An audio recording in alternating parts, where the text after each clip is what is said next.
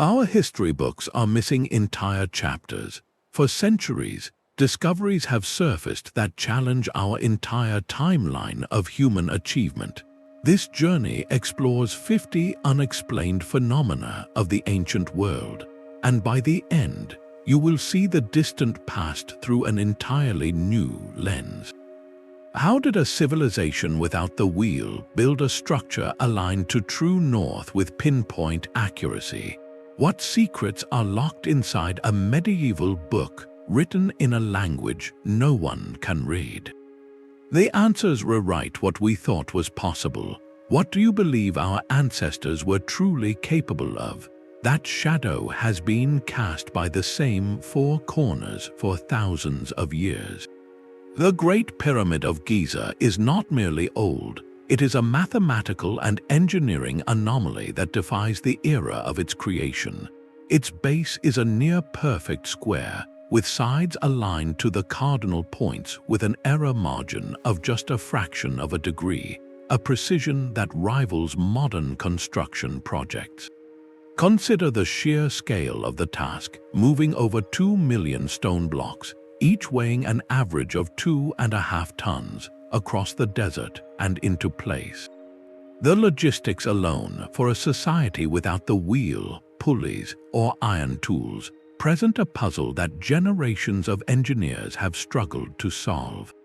The precision goes far beyond simple alignment. The ratio of the pyramid's perimeter to its height is almost exactly 2 pi, mirroring the relationship between the circumference of a circle and its radius. Some researchers have noted that this same ratio, when scaled up, reflects the relationship between the Earth's circumference and its polar radius.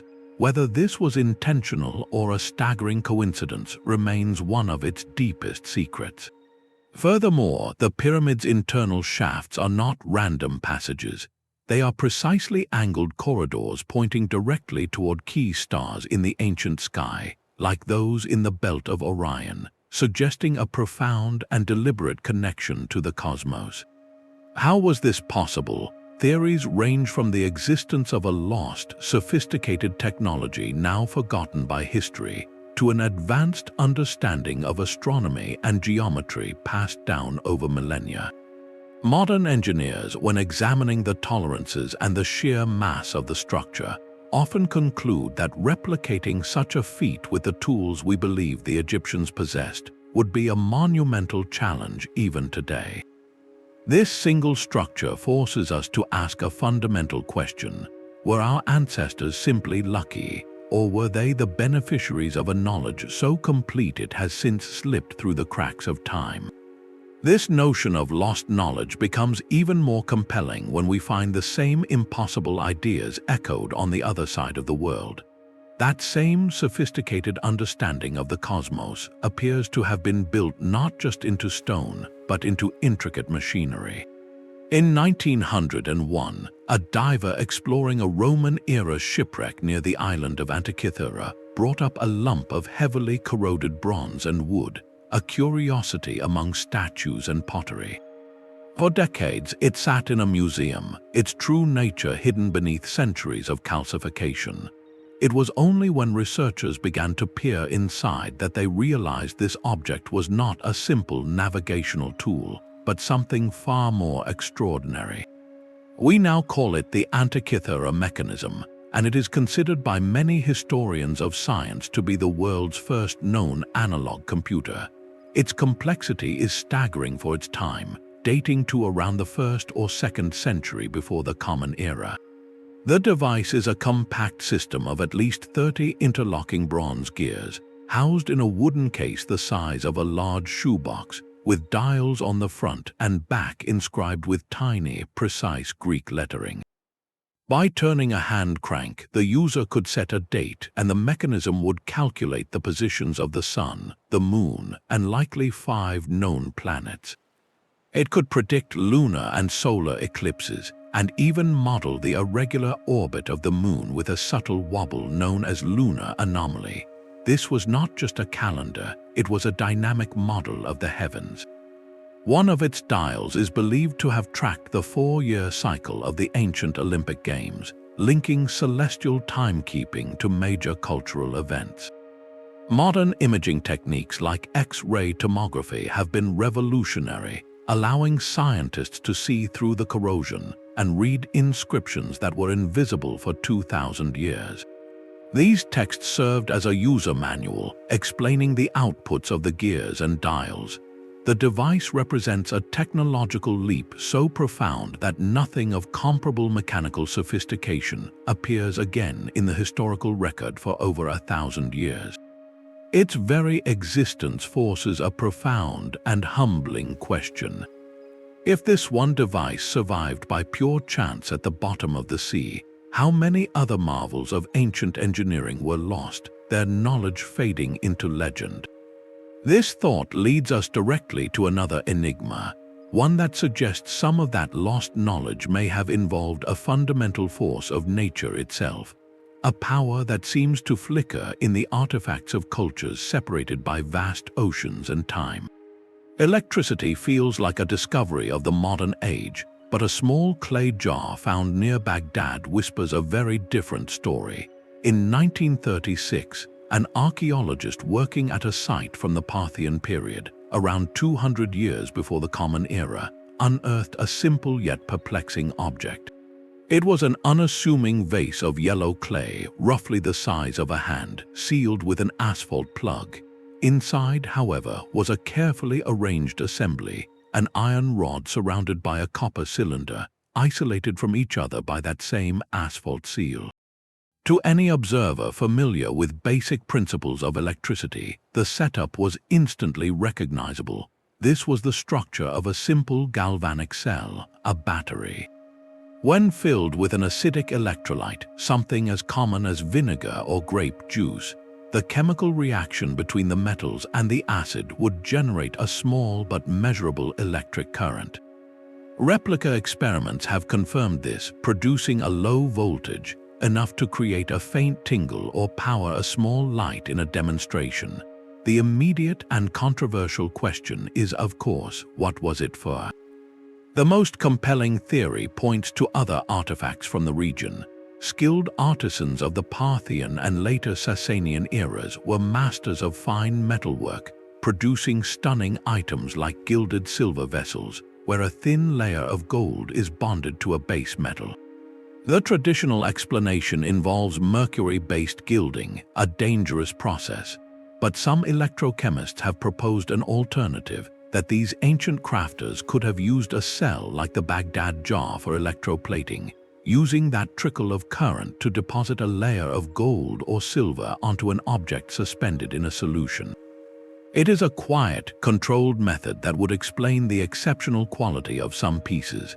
Other scholars remain skeptical, suggesting the jar was merely a secure storage vessel for precious scrolls, with the iron and copper acting as protective rods. Yet the design seems unnecessarily complex for simple storage, and the asphalt seal would have been perfectly airtight on its own. The existence of similar, though less complete, finds in the region adds weight to the idea that this was not a one-off curiosity. If it was indeed a battery, even a rudimentary one, its implications are profound. It suggests a fleeting, localized grasp of electrochemical principles, a technology that either failed to spread or was later forgotten. Was this a chance discovery by a single ingenious artisan, or a glimpse into a workshop technique that remained a guarded secret?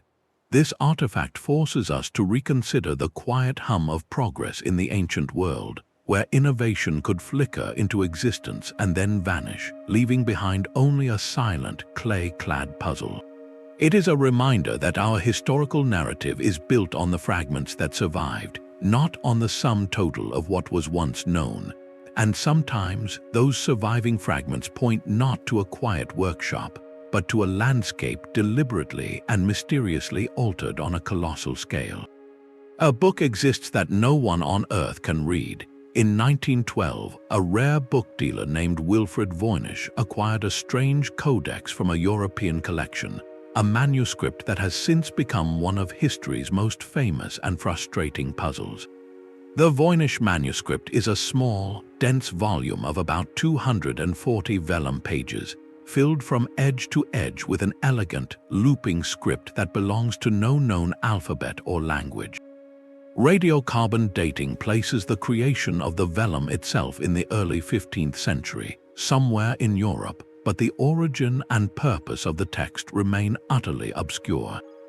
The writing flows in neat paragraphs with a consistent structure that suggests a real language with grammar and syntax, yet every attempt to crack its code has ended in failure.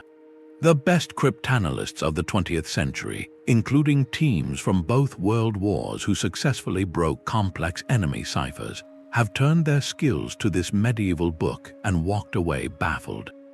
The script simply does not correspond to any known cipher system of the Renaissance period. It is not a simple letter substitution, nor a known language written in a disguised alphabet. Statistical analysis shows patterns similar to natural languages, with word lengths and character frequencies that feel authentic, which only deepens the mystery. The text is accompanied by illustrations that are just as bewildering.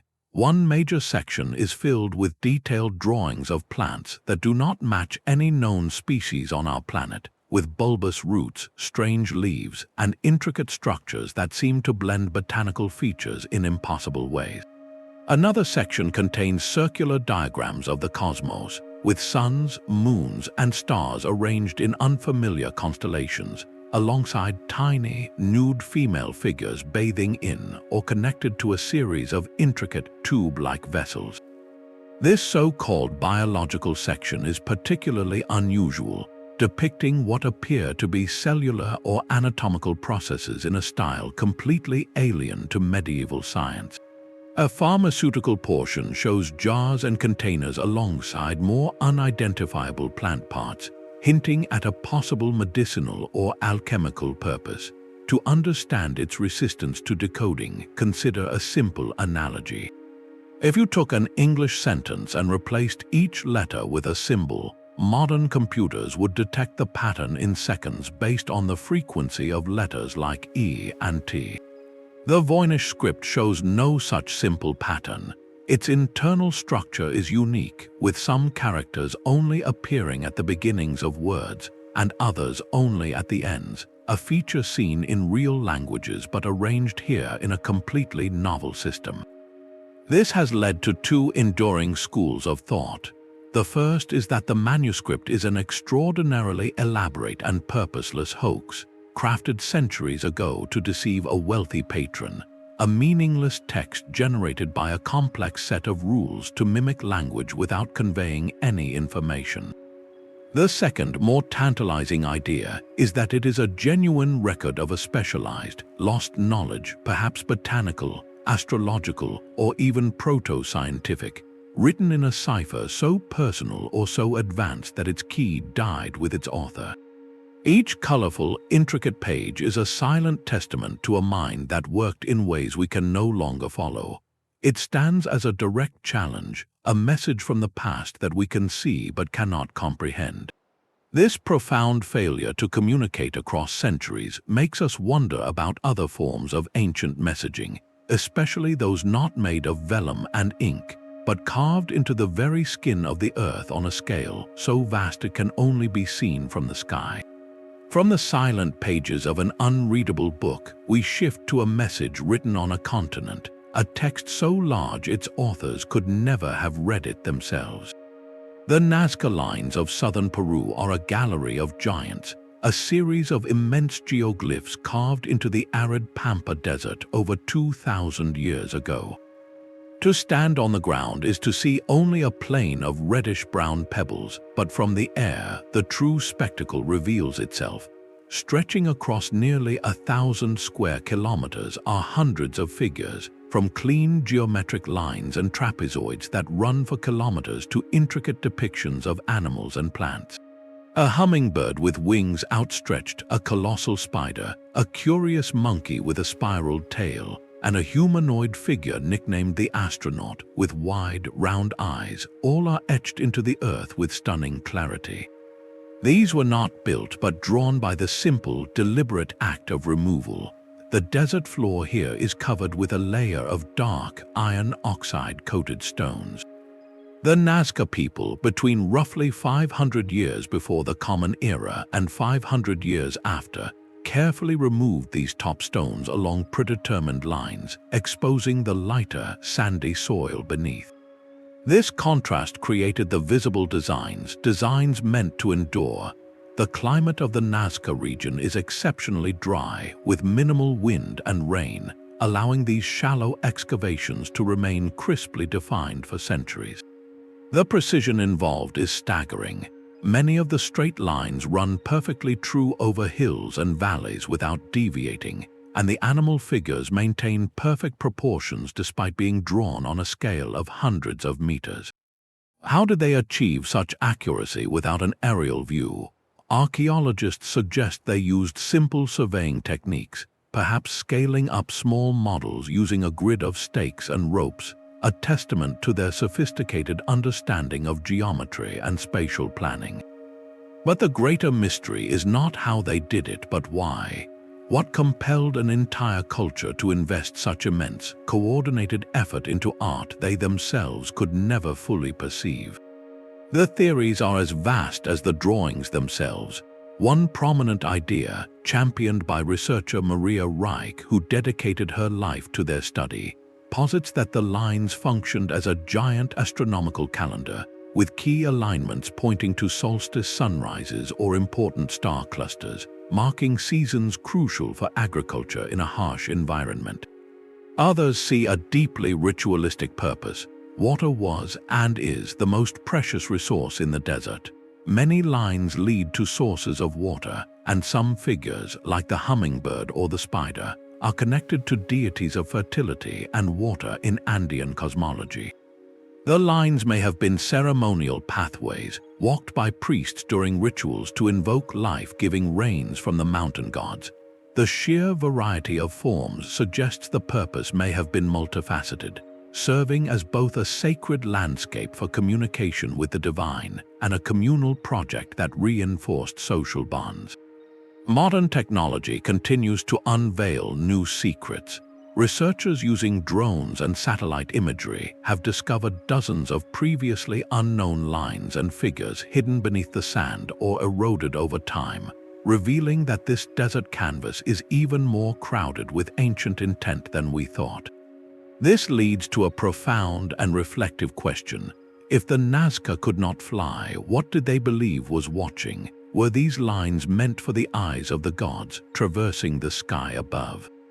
The act of creating something meant only for a higher perspective speaks to a world view where the terrestrial and the celestial were intimately linked. It is a breathtaking reminder that human creativity and spiritual yearning can manifest on a scale that defies ordinary human experience, leaving behind a puzzle that only the modern age, with its own ability to fly, could even begin to see. This concept of art for an unseen viewer connects to another ancient wonder, one where the method of creation remains just as elusive, but the canvas shifts from a desert floor to the face of a remote, windswept island. The desert lines of Nazca were a message for the sky, but in the jungles of Costa Rica, another ancient culture left behind a message carved in 3 dimensions, one meant to be touched and seen from the ground. Scattered across the Diquis Delta are hundreds of stone spheres, some as small as a baseball, others towering taller than a person and weighing over 16 tons. They are not rough boulders, but objects of startling geometric perfection, crafted with such precision that their spherical shape deviates by less than 2 centimeters across their entire surface. Created by the Diquis culture between the years 300 and 1500 of the Common Era, these orbs were painstakingly shaped from hard igneous rock like gabbro, using a method of persistent pecking and grinding with other stones and abrasives, likely over generations. The process was an act of immense communal patience, a slow transformation of unyielding stone into ideal form. Their purpose, however, was not inscribed upon them. Anthropologists studying the sites proposed several compelling theories. Some spheres were found arranged in lines or geometric patterns, often near the remains of important structures, suggesting they could have marked social hierarchy, perhaps denoting the homes of chiefs or sacred ceremonial spaces. Others note alignments that might correspond to celestial events, serving as a physical calendar under the tropical sun. A simpler, yet equally profound, idea is that they marked territorial boundaries or trade routes, silent and immovable sentinels of a community's domain. Their distribution tells a story of both ancient intention and modern loss. Many spheres were found in their original contexts, nestled in the landscape, but countless others were looted or damaged by myth seekers in the 20th century, rolled away by tractors or even dynamited by treasure hunters following rumors of gold hidden inside.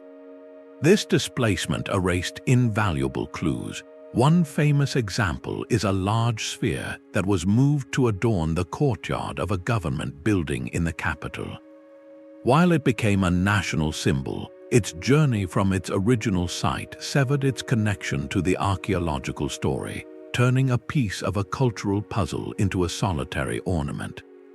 Why would a society invest such colossal effort into creating objects of pure, non-utilitarian geometry? The answer may lie in the very act of creation itself. The spheres represent a triumph of human will over material, a physical manifestation of cultural values like unity, perfection, and permanence. They are a testament to a worldview where ideals could be made literal, given weight and substance, and placed firmly upon the earth. This drive to shape stone into profound meaning connects distant cultures across the globe, leading us to another sculptural enigma, one where the human form itself becomes the canvas for a mystery written in stone. Their silent watch over the island is a story written in volcanic rock and human ambition. The Moai of Easter Island or Rapa Nui are far more than just the iconic heads dotting the coastline. These monolithic figures, carved from compressed volcanic ash called tuff, are full-bodied statues, with many buried up to their shoulders by centuries of soil shift, their hidden torsos and elongated hands resting patiently below the grass. The scale of their creation is a testament to a society operating at the very limits of its capacity. In the quarry of Rongorongo, the island's volcanic nursery, nearly 400 statues in various stages of completion stand frozen in time, the largest of which, named El Gigant, lies unfinished at a staggering 82 feet long and weighing an estimated 270 tons. The completed moai that were transported across the island, some weighing up to 80 tons, then had to be raised onto massive stone platforms called ahu, often miles from where they were born. How did a people without metal, wheels, or draft animals move these giants? For decades, the prevailing theory involved log rollers and sledges, a method requiring vast quantities of timber. However, recent experiments by archaeologists like Terry Hunt and Carl Lipo have demonstrated a compelling alternative, that the statues could have been walked. Using strong ropes tied around the statue's head and base, teams could rock the moai side to side, using careful leverage to inch the figure forward in an upright position, a method that matches the wear patterns found on roads leading from the quarry.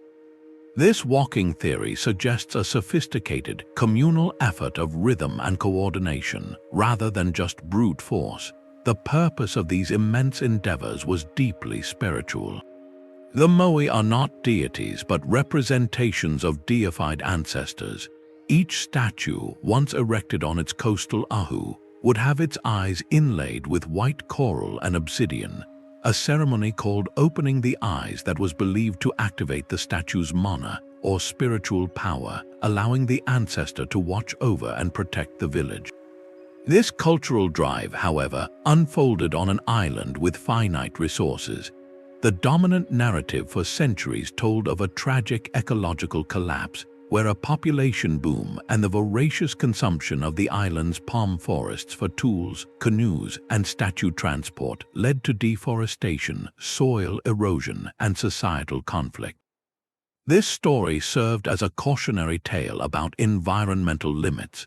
More recent research adds nuance, suggesting that the arrival of Europeans and the hardships they brought played a significant role in the community's later challenges.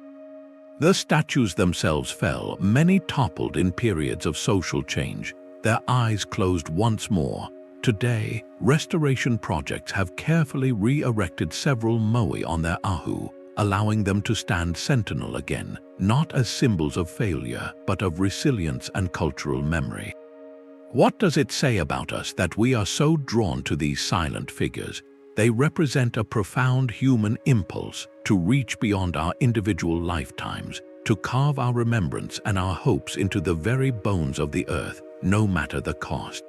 This drive to build, to connect with something greater, echoes in the ambitions of another isolated civilization, one that did not carve heads from cliffs, but instead built a shimmering city on top of a mountain, a place where stone seems to float among the clouds. The ambition to build in stone reaches its zenith in a story where the entire city itself is the monument, and its fate is the ultimate mystery. Plato, the ancient Greek philosopher, gave the world a tale that has outlived empires, the story of Atlantis. In his dialogues Timaeus and Critias, written around 360 years before the Common Era, he describes not just a city, but a formidable island nation. Located beyond the Pillars of Hercules, what we call the Strait of Gibraltar, Atlantis was a marvel of engineering and hubris. Plato details a capital of concentric rings of land and water, bridged and connected by canals, with palaces, temples, and a society possessing technology and knowledge that seemed to rival the gods. Its people, he writes, were originally virtuous but grew arrogant and corrupt, provoking the wrath of the deities. As a consequence, in one terrible day and night of earthquakes and floods, the entire island was swallowed by the sea and vanished forever. For Plato, this was almost certainly a philosophical allegory, a cautionary tale about the moral decay of a society that turns its back on justice and the divine order. He uses it to illustrate his ideas about the ideal state and the consequences of failing to live up to it. Yet, almost from the moment he wrote it, readers wondered, was there a kernel of truth buried in the parable? The search for a real Atlantis began in antiquity and has never truly stopped. Scholars are deeply divided. Many classicists insist Atlantis is pure fiction, a powerful literary device created by a master thinker to serve his philosophical arguments, with no more basis in fact than the Republic itself. Others, however, point to a cataclysmic event that shook the Mediterranean world during the Bronze Age, around 1600 years before the Common Era, the colossal volcanic eruption on the island of Thera, modern-day Santorini. This explosion was one of the largest in human history, likely triggering massive tsunamis that would have devastated coastal civilizations hundreds of miles away. The most famous casualty was the sophisticated Minoan civilization on Crete. The Minoans were an advanced maritime power with grand palaces, intricate art, and widespread trade, a society that could easily be seen as a template for Plato's description of a great island nation. Their sudden and dramatic decline aligns hauntingly with the timeline and the catastrophic imagery of Plato's story. Could the memory of the Minoan collapse, passed down through generations and across cultures, have reached Plato's ears, transformed by time into the legend of a lost continent? This theory gives the story a powerful anchor in real history. Over the centuries, the hunt has expanded far beyond the Mediterranean. Enthusiasts have proposed locations as diverse as the Azores in the Atlantic, the rich mud flats of southern Spain, and even Antarctica or the Caribbean. Each theory reinterprets Plato's clues, from the description of the terrain to the mention of a great plain, to fit a chosen spot on the map. The sheer variety of candidates speaks less to geographical evidence and more to the profound grip the story holds on us. Why does the legend of Atlantis endure with such force? It taps into something deep within the human psyche, a fascination with lost worlds and forgotten wisdom. It is the ultimate story of a golden age, a fall from grace, and a punishment that erases all traces, leaving only a ghost in our collective memory. It allows every generation to wonder, what if a civilization more advanced than our own once walked the earth, and what if all that remains are echoes in myth? This longing to find a physical place for Plato's allegory shows our desire to touch the past, to prove that such grandeur was real. It transforms a philosophical lesson into an archaeological treasure hunt, a mystery that invites us to look not just on land, but beneath the waves where other sunken secrets may indeed lie waiting. The ocean floor holds structures that challenge our understanding of where civilization could have begun. Off the coast of Japan's westernmost island, Yonaguni, lies a formation that has divided experts since a local diver first brought it to wider attention in 1986. What he found was not a shipwreck, but a vast, angular landscape of stone resting about 80 feet below the surface. The Yonaguni Monument, as it is now called, rises from the seabed in a series of massive terraces, with near-vertical walls, sharp edges, and what appear to be perfectly flat platforms.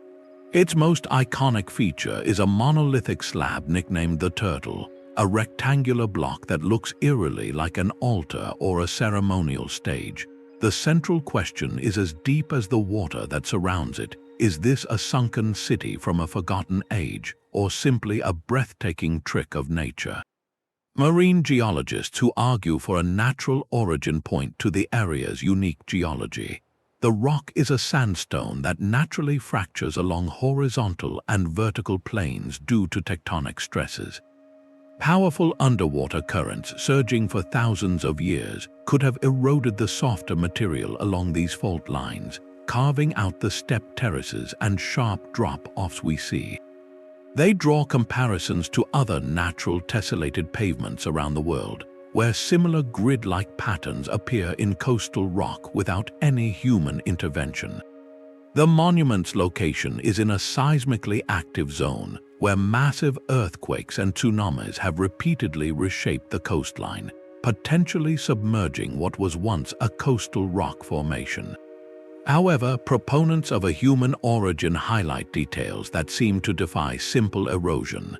They point to two round holes, each about 2 feet deep, that look precisely drilled, and a straight, narrow trench that runs for several meters along one of the terraces. Nearby, they note what appear to be smaller companion structures, including a stone column and a path-like formation, suggesting a potential complex rather than a single oddity. The most compelling argument often centers on the sheer accumulation of geometric features, right angles, parallel walls, and flat surfaces all clustered in one location.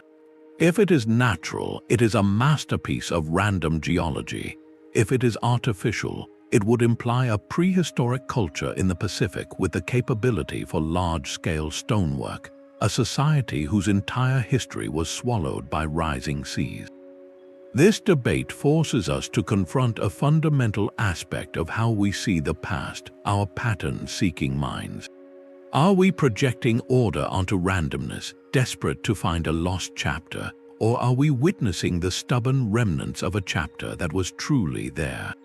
The answer may lie not in choosing one side definitively, but in understanding that the line between a natural wonder and a human one can be beautifully, frustratingly blurred. This same blurring of lines appears in a structure that is undoubtedly man-made, yet whose method of construction seems to defy the very physics of its time. The seamless stonework of Yonaguni remains a debate between nature and human hand, but in the mountains of Peru there is no debate, only awe. The walls of Sacsayhuamán, towering above the ancient Inca capital of Cusco, are a symphony in stone, a display of engineering so precise it seems to defy logic. These are not simple stacked blocks, they are a colossal three-dimensional puzzle. Each massive piece of limestone, some weighing well over 100 tons, is uniquely shaped with multiple angles and facets, yet it fits perfectly against its neighbors without a trace of mortar. The joints are so tight that, as the saying goes, not even a blade of grass can be inserted between them.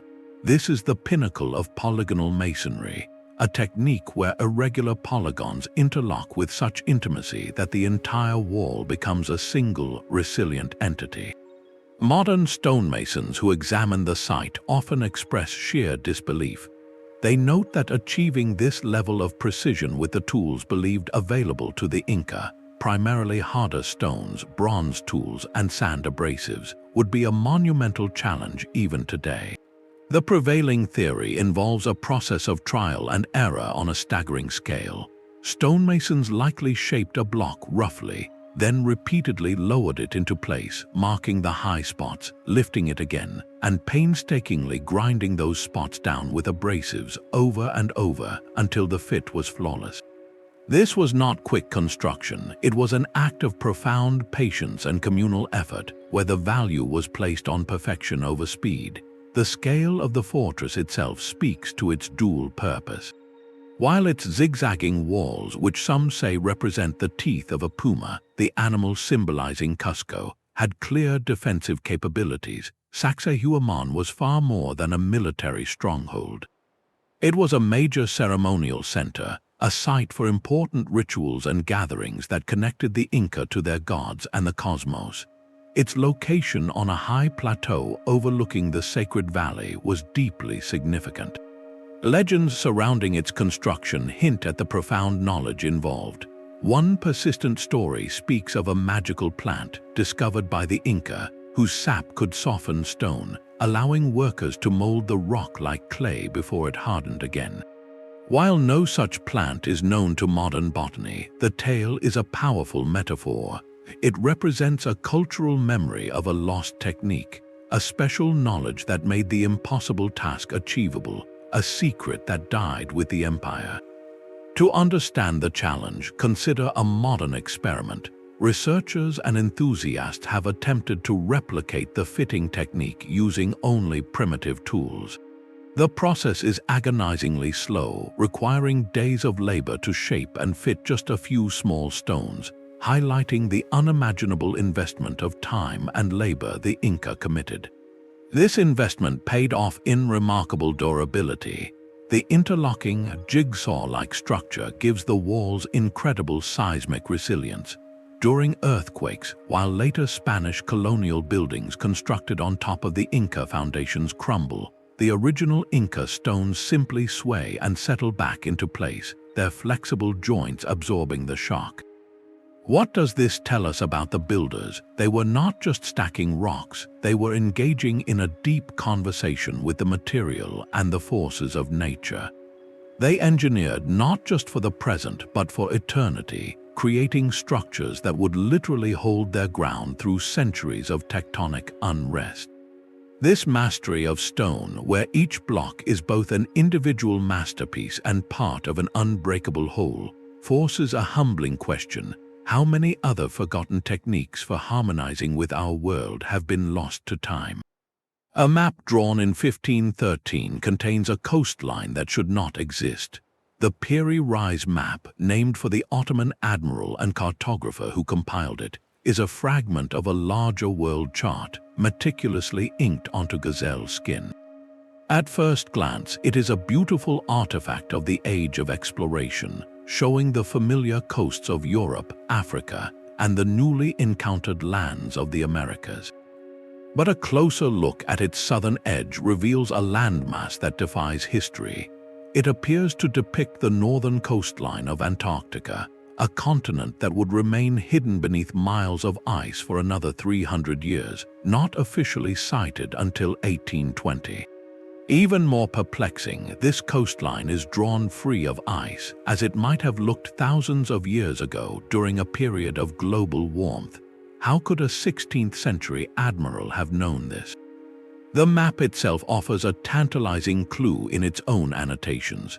Piri Reis wrote that he consulted about 20 source charts and mappa mundi, some dating back to the time of Alexander the Great, around the 4th century before the Common Era. This suggests his work was not purely original, but a compilation of far older geographical knowledge, possibly surviving from the legendary Library of Alexandria. Cartographers who have studied the map note its startlingly accurate longitudinal positioning of South America, a feat European mapmakers of the era could not reliably achieve. The controversial section, identified by some researchers as Queen Maud Land in Antarctica, fits the subglacial topography with an eerie precision when adjusted to the correct projection. Critics argue this could be a misidentified stretch of the Patagonian coast, or simply speculative cartography filling blank spaces with imagined lands. Yet the specific contours continue to invite scrutiny. Imagine a satellite centuries before flight, somehow capturing the shape of a continent buried under ice. The map forces us to consider a radical possibility that an ancient seafaring civilization, now lost to time, possessed the capability and the curiosity to map the entire globe. These hypothetical explorers would have needed advanced knowledge of spherical trigonometry and precise instruments for celestial navigation to produce source maps of such accuracy. The annotations on the Piri Reis Map add layers of wonder and mystery. Alongside notes about climate and resources, there are descriptions of strange creatures, perhaps based on travelers' tales of unfamiliar wildlife in the New World. One note near the southern land describes a hot climate and large snakes, a detail that feels incongruous with a frozen continent, but might reflect a much older description from a different climatic epoch. Comparing the map's unique projection to modern satellite imagery reveals overlaps that are difficult to dismiss as mere coincidence. The central question is not just about a single piece of parchment, but about the flow of knowledge through history. How did medieval mapmakers inherit fragments of a world so thoroughly mapped? If the source maps from Alexandria were real, they represent a pinnacle of ancient science that was scattered and lost, its surviving pieces copied and recopied until they reached the desk of an Ottoman admiral. This artifact suggests our planet's geography was once understood in ways that our historical timeline does not account for, a silent testament to epochs of exploration erased by time, climate change, or catastrophe. It whispers that the age of discovery we celebrate may have been, in truth, an age of rediscovery. Deep within the Hathor Temple at Dendera, a stone carving illuminates a debate that bridges myth and machine. The so-called Dendera Light is not a modern installation, but a 2,000-year-old bas-relief from the Ptolemaic period, showing a strange and compelling scene. It depicts a large, bulb-like object, inside of which rests a snake in a wavy line, its tail connected to a cable that leads to a box held by a kneeling figure. Another figure stands nearby, as if operating or guarding the device.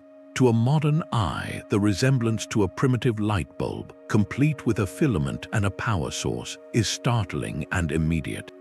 This visual has sparked an alternative theory that the ancient Egyptians possessed, or at least understood the concept of electrical lighting, a technology our historical timeline insists they could not have had. The implications are electrifying, suggesting a hidden chapter of advanced knowledge. Mainstream Egyptology, however, interprets this scene through a very different lens, one of profound symbolism. Experts point to the rich iconography of Egyptian creation myths. In this reading, the bulb is not a glass envelope, but the womb of the sky goddess Nut, or a stylized lotus flower, a symbol of creation and rebirth. The snake is not a filament, but the god Harsomptus, a serpentine deity representing the life force and the rising sun, being born from the lotus. The cable is the umbilical cord of life, and the box is a jed pillar, a symbol of stability. The surrounding figures are deities involved in this cosmic moment of Genesis. This mythological interpretation is consistent with the temple's purpose as a place of worship and ritual storytelling, where such symbols were a sacred language. Yet the alternative view persists, fueled by a practical architectural puzzle. How did the artists and priests working in the deep, windowless interiors of tombs and temples, like those at Dendera, achieve their exquisite carvings and paintings without leaving pervasive soot from oil lamps or torches? The absence of such residue in many chambers is often cited as anecdotal evidence that another, cleaner form of illumination must have existed. Proponents of the electrical theory break down the relief component by component, suggesting the snake represents a glowing filament, the bulb is a protective glass or ceramic vessel, the cable is an insulated wire, and the box is a primitive battery or generator, perhaps akin to the Baghdad jar. Intriguingly, modern experimenters have taken the design literally, using materials available in antiquity, such as copper, iron, and acidic solutions. Some have constructed working models that produce a faint, flickering glow within a sealed vase, demonstrating that the concept is physically plausible. These experiments do not prove the Egyptians did it, but they show that the leap from their known chemistry to a basic luminous effect is not as vast as once assumed. So where does the truth lie? The Dendera relief sits precisely at the crossroads of two human impulses: to encode spiritual truths in art and to document practical inventions. It challenges us to examine our own biases. Do we see a light bulb because we are children of the electrical age, projecting our technology onto their symbols? Or do we dismiss a potential literal meaning too quickly because it disrupts a settled historical narrative? Perhaps the most insightful answer is that the carving is a masterpiece of layered meaning. It could simultaneously be a perfect representation of a creation myth and a stylized diagram of a natural phenomenon they observed, like an electric eel's glow or scent.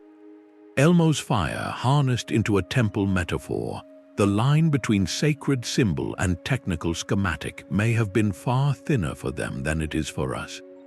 This mystery does not simply ask if the Egyptians had light bulbs. It asks how we distinguish between an idea expressed as religion and the same idea expressed as science.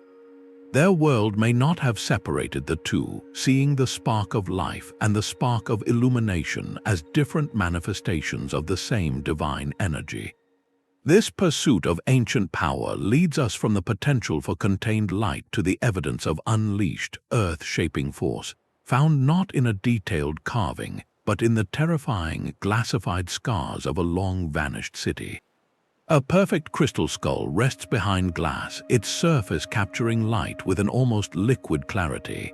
The most famous of these objects, the Mitchell-Hedges skull, is a masterpiece of carving, its jawbone a separate piece that fits seamlessly with the cranium. For decades, stories swirled around these artifacts, claiming they were ancient Mesoamerican relics, perhaps from the Maya or the Aztecs, imbued with healing properties, the ability to store knowledge, or even a direct lineage to lost Atlantis. They became icons of the mysterious and the occult, symbols of a forgotten high technology. The truth, uncovered by rigorous scientific analysis, is both more mundane and fascinating in its own right. Material scientists and archaeologists, using powerful microscopes, have examined the most prominent crystal skulls. On their surfaces, they found the unmistakable signature of modern jewelers' tools, the fine, parallel striations left by high-speed rotary wheels coated with diamond or carborundum abrasives, technology that did not exist in the pre-Columbian Americas. This evidence dates their creation firmly to the 19th century, likely in workshops in Germany or elsewhere in Europe, during a booming market for exotic curiosities. The origins of the myth are a powerful lesson in how stories take root. The skulls emerged at a time when Western fascination with ancient Egypt and Mesoamerica was at a peak, fueled by new archaeological discoveries. Dealers and collectors, sometimes with the best intentions and sometimes with clear motives for profit, attached elaborate provenance stories to these stunning objects. The Mitchell Hedges skull, for instance, was famously claimed to have been found by the adventurer's daughter beneath a Mayan altar in Belize in the 1920s, a narrative that has been thoroughly debunked by a lack of supporting documentation.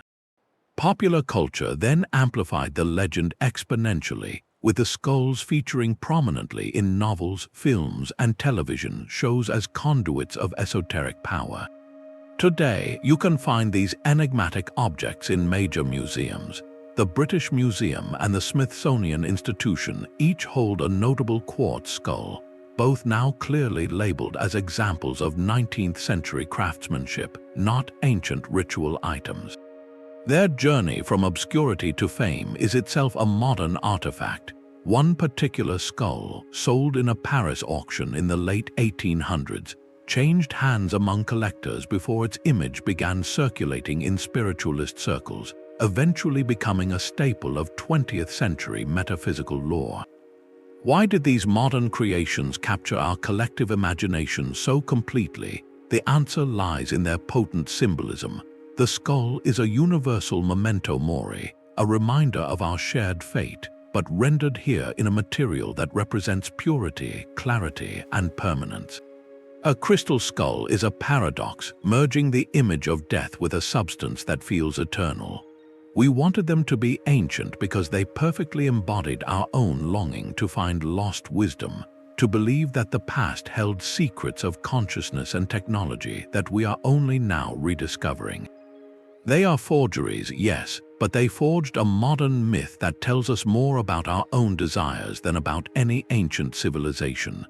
This pivot from manufactured mystery to genuine, unexplained antiquity brings us to an artifact that is unquestionably old, yet whose purpose remains utterly, wonderfully obscure.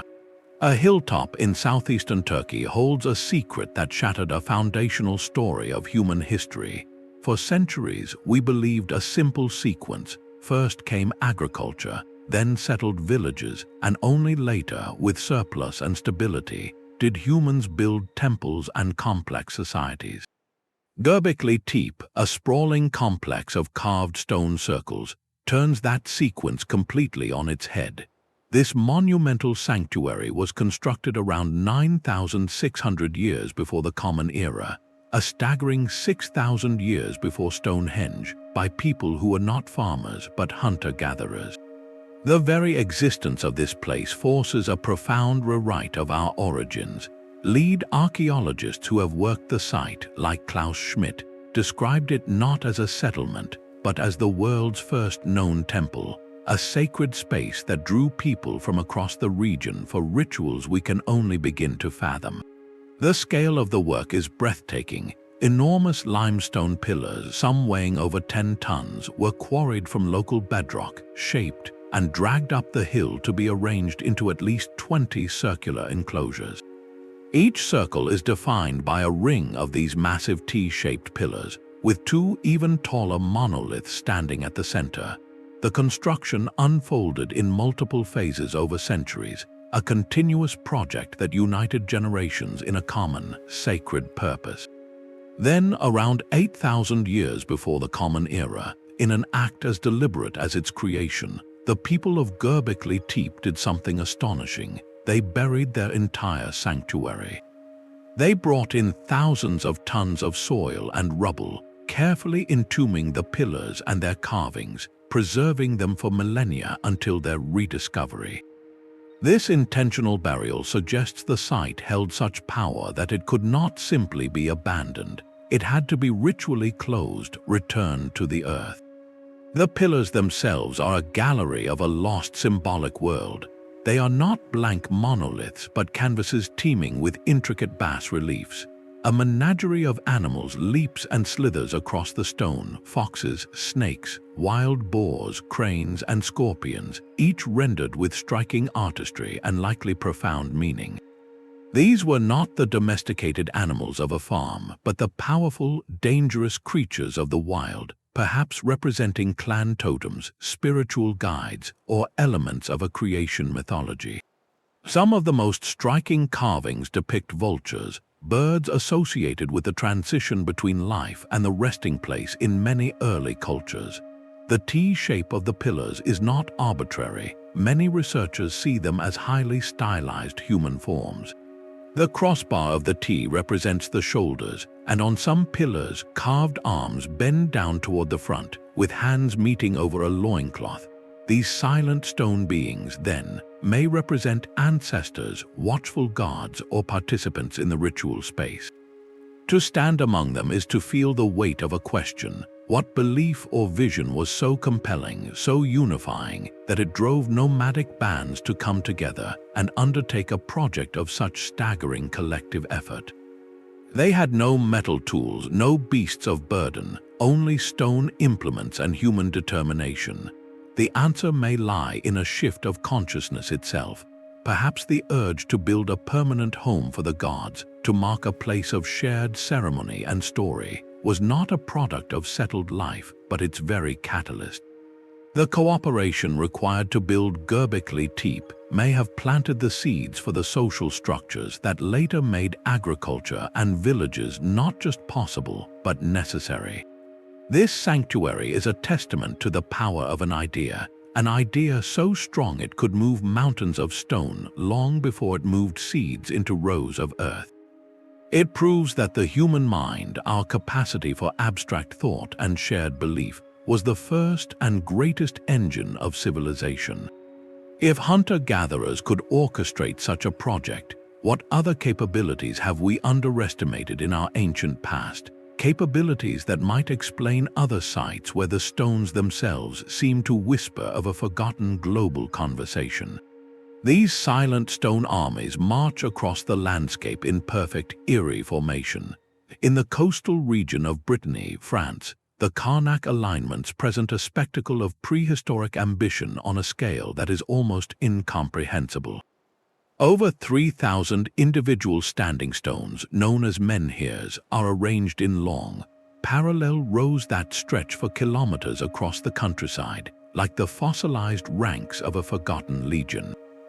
This vast complex was not built in a single generation, but was a project that unfolded over more than 1,000 years, from roughly 4,500 to 3,300 years before the Common Era. To stand among them is to feel a profound sense of order imposed upon the natural world, a geometric intention whose purpose died with its creators. The alignments are grouped into three major sites: Meinek, Comario, and Kaleskan, each with its own character. The stones at Meinek form 11 converging rows, while Comario's 10 rows march toward a distant stone circle. At Kaleskan, the lines are shorter and more tightly packed, leading to a cromlech, a circular enclosure.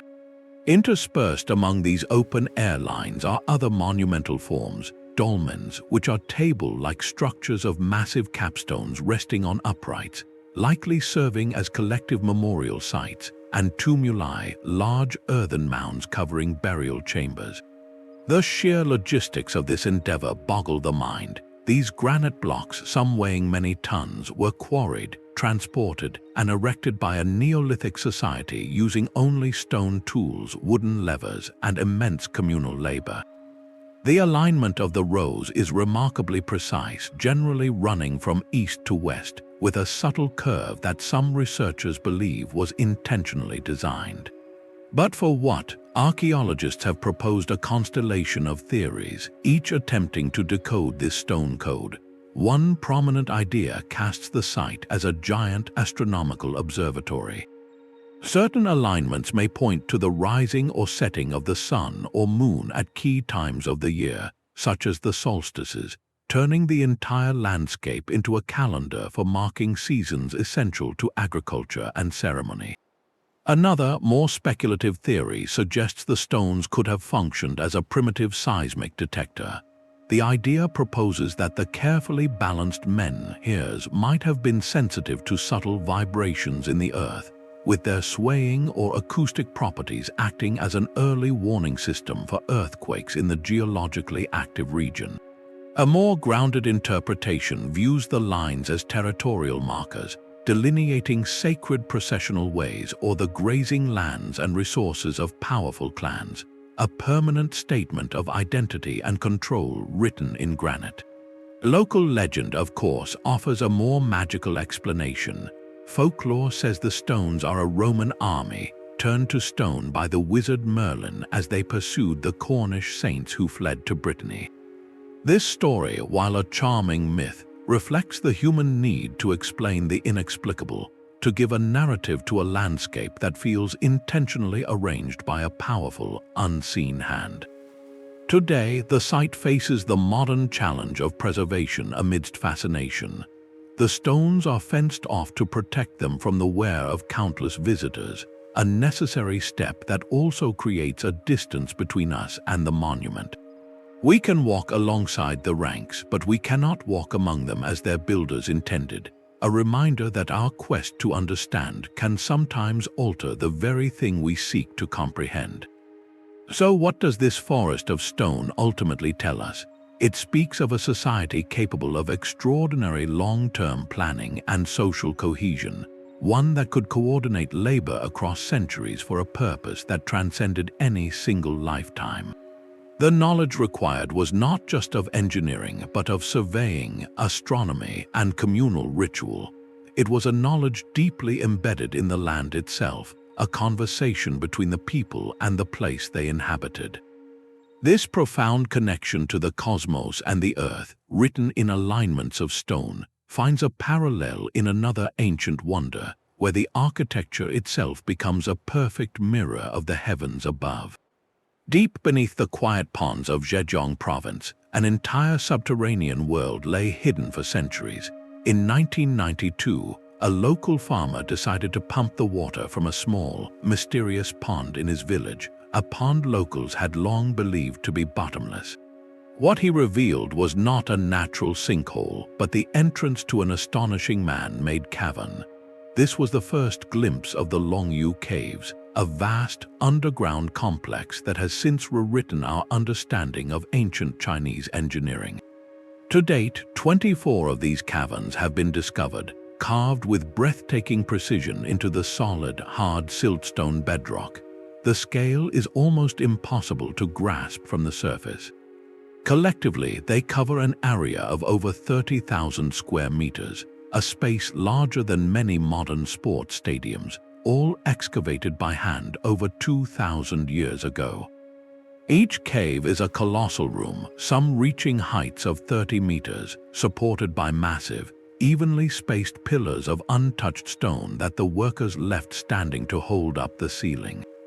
The walls, ceilings, and pillars are not rough-hewn, but finished with a consistent parallel series of chisel marks, a uniform pattern that covers every surface like a deliberate, artistic texture. This is not the work of haphazard digging. It is the signature of a highly organized, skilled, and patient workforce operating with a clear, grand plan. Modern engineers and geologists who have studied the site are consistently baffled by the logistics. The volume of rock removed is estimated to be nearly 1 million cubic meters. Where did all that stone go? No debris pile of that magnitude has ever been found in the surrounding area. The tools required to achieve such clean, large-scale excavation in hard stone, and the lighting needed to work in such deep, enclosed spaces present profound puzzles. The precision of the pillars is particularly striking. They are not just functional supports, but are often symmetrically placed and shaped, showing an advanced understanding of structural mechanics and load distribution. Adding to the mystery is the complete and utter silence from history. No historical record, no local legend, not a single scroll or stele from any dynasty mentions the construction of these gargantuan caves. It is as if the project was undertaken in absolute secrecy, or its memory was deliberately erased. The caves possess other curious features. Their acoustic properties are unusual, with certain areas creating distinct echoes or amplifying sound in specific ways, hinting at a possible ritual or ceremonial purpose.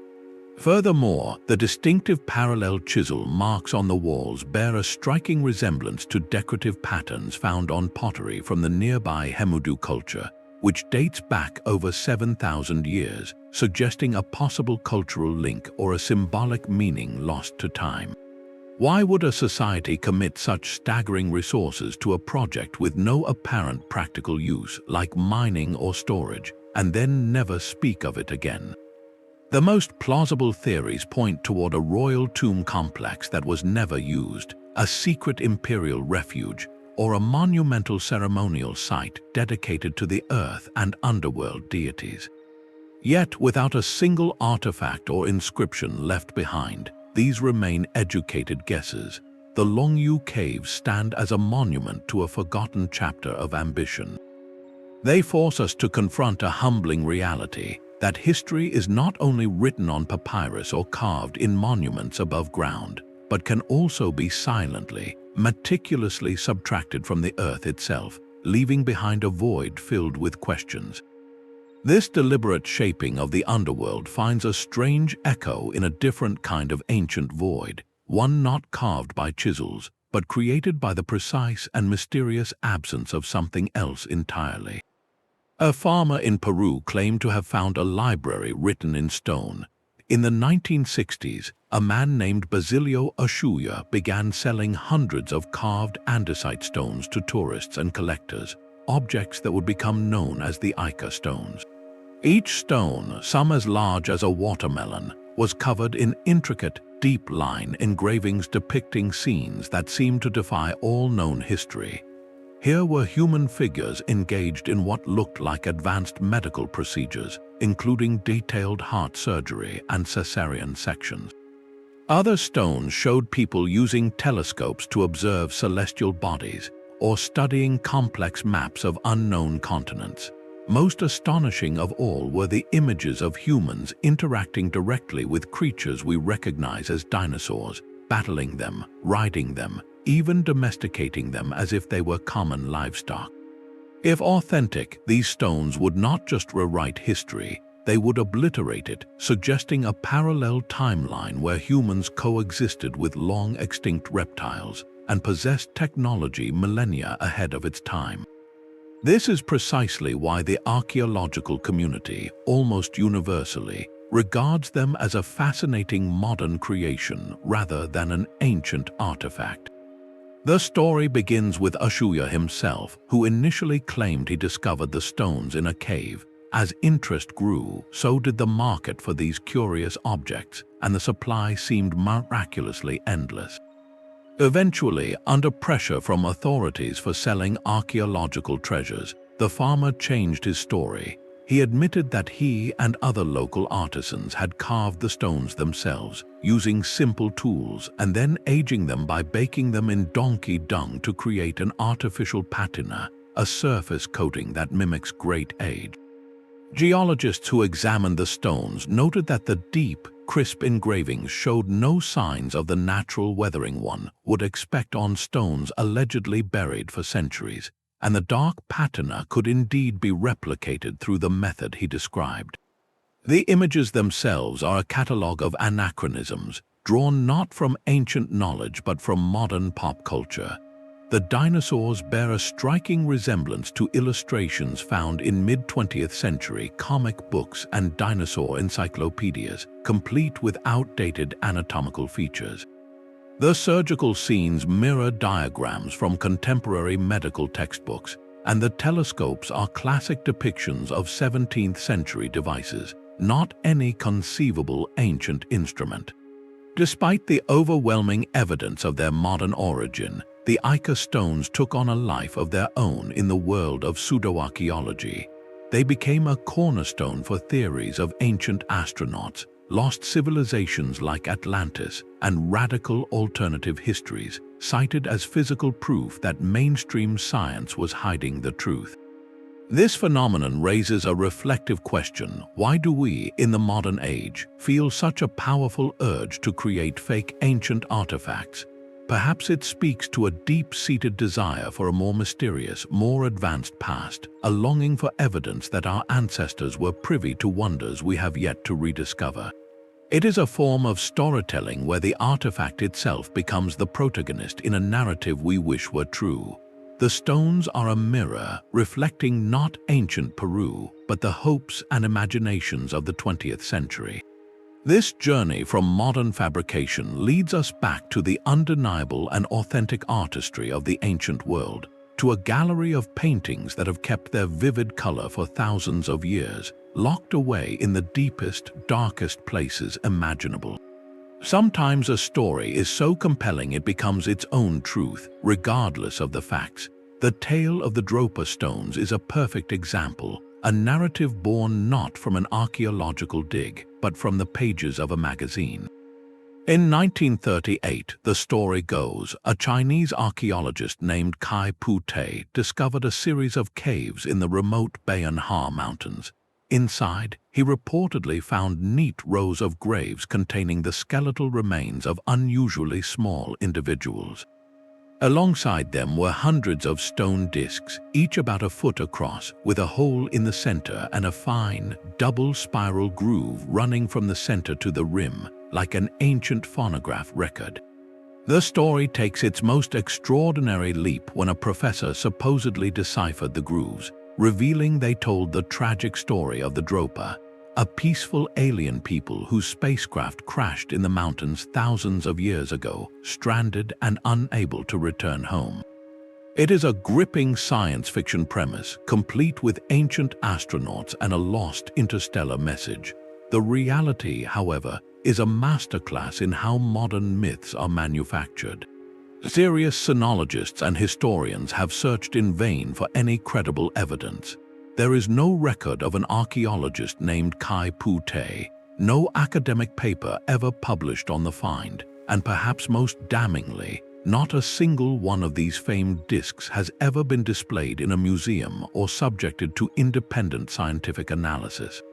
The entire narrative appears to have originated in a 1962 article in a German magazine devoted to UFOs and the paranormal, a story that was then translated, embellished, and spread globally by the burgeoning ancient astronaut genre. When researchers tried to trace the story back, they found a likely source in the conflation of several unrelated, real elements. Stone discs with concentric rings, known as bai, are genuine and common Neolithic artifacts in China, used in ceremonial context. Reports of small-statured peoples in Himalayan folklore also exist. The Dropa story seems to have woven these threads together with a heavy dose of mid-century extraterrestrial speculation, creating an artifact that never was. This process of myth-making is itself a fascinating phenomenon. Why does this particular story, devoid of proof, continue to resurface in books and documentaries? It speaks to a powerful human desire to find evidence that we are not alone, and that our past is intertwined with cosmic visitors. The Dropa Stones are a mirror, reflecting our own hopes for a more wondrous and connected universe back at us. They remind us to approach extraordinary claims with curiosity, but also with a careful eye for evidence. This distinction between compelling myth and verifiable mystery is crucial because it leads us to an ancient site where the evidence is undeniable, and the questions it raises are even more profound than any tale of alien visitors. The deep sea floor is a gallery of shadows, but in 2011, a team of Swedish treasure hunters found a shape that seemed to defy geology. Their sonar scan over the Baltic Sea revealed a perfect, circular object 60 meters across, resting on the seabed nearly 90 meters down. Its structure, with straight edges, right angles, and what appeared to be a trailing ramp, bore an uncanny resemblance to a certain fictional starship, instantly earning it the nickname the Baltic Sea Anomaly. The image ignited a global firestorm of speculation, with theories leaping far beyond sunken ships. Here, it seemed, was potential proof of something not of this world, a crashed UFO preserved in the cold, dark depths. The initial sonar data showed more than just the object itself. Stretching behind it for over 300 meters were deep, parallel grooves in the seabed, like drag marks from a colossal object that had skidded to a halt. This detail fueled the imagination, suggesting a dramatic, high-impact arrival from above. The location added another layer, lying in a historically contested region dense with shipwrecks and wartime debris from 2 world wars. Professional geologists and marine surveyors, however, urged caution from the start. They pointed to a far more likely, if less sensational, explanation. The Baltic Sea basin was heavily sculpted by glaciers during the last ice age. As these miles-thick ice sheets advanced and retreated, they could leave behind massive, isolated deposits of rock and sediment. These glacial erratics, sometimes of a harder, different rock than the surrounding seabed, can be carved by subsequent ice movement into surprisingly geometric shapes. The straight lines and angles, while striking on sonar, could be the result of natural fracturing and erosion. Exploring the anomaly proved as challenging as explaining it. The depth required specialized diving equipment, and early reports from the initial team claimed their electrical equipment would mysteriously fail when they approached the object, and that there was a notable depletion of oxygen in the surrounding water. These claims, though never verified by independent scientists, added potent fuel to the mystery, suggesting the object was emitting some kind of energy field or was composed of an unknown material. The spectrum of theories that emerged paints a picture of our collective desire to solve a riddle. Some proposed it was a secret Nazi anti-submarine device, a lost piece of advanced World War II technology. Others wondered if it could be the remnants of a submerged ancient monument, a Baltic cousin to structures like Yonaguni. The most popular theory, of course, remained the extraterrestrial one, that this was a vessel from another world. The pursuit of answers led to subsequent expeditions. Divers finally reached the object and retrieved samples from its surface. Laboratory analysis revealed not exotic metal alloys, but something decidedly terrestrial: basalt rock, a common volcanic stone. To many scientists, this was the closing of the case, a clear indicator of a natural, if unusually shaped, geological formation. Yet for enthusiasts, the questions persisted. Could the basalt merely be a coating over something else? Why the perfect circular shape and straight lines? The Baltic Sea anomaly serves as a powerful modern parable about discovery in the digital age. Our technology, like sonar, can now reveal the contours of the unknown with stunning clarity, but it cannot always immediately provide context. It shows us a shape, and our minds, hungry for narrative and wonder, rush to fill the void with the most extraordinary stories we can conceive. It is a reminder that the deep sea remains one of our planet's final frontiers, and every new glimpse can present a puzzle that challenges us to distinguish between the truly inexplicable and the naturally miraculous. This dance between technology and mystery continues as we peer even deeper, not with sonar but with satellite eyes, searching for patterns on a scale so vast they can only be seen from space. The desire to leave a lasting mark is carved into a hillside in Scotland, a silent message waiting 5,000 years for someone to listen. The Cochno Stone is not a towering monument but a vast, flat sandstone slab, roughly the size of a large living room, and its surface is a dense tapestry of mystery. Preserved beneath the soil for decades to protect it from vandalism, its full glory was only revealed again during a meticulous excavation in 2015. What archaeologists uncovered is considered one of the finest and most complex examples of Neolithic rock art in all of Europe. The stone is covered in hundreds of meticulously pecked indentations known as cup marks, many surrounded by concentric rings that ripple outward like stones dropped in water.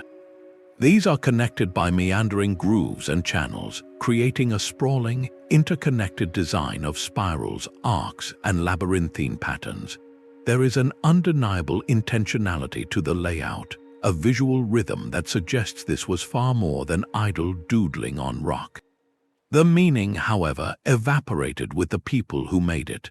Archaeologists who study the stone offer a spectrum of interpretations, each a window into the Neolithic mind. Some see a celestial map with the cups and rings representing stars, constellations, or cosmic events crucial to their calendar and mythology. Others propose the stone functioned as a territorial marker, a permanent deed of ownership etched into the land itself for all to see.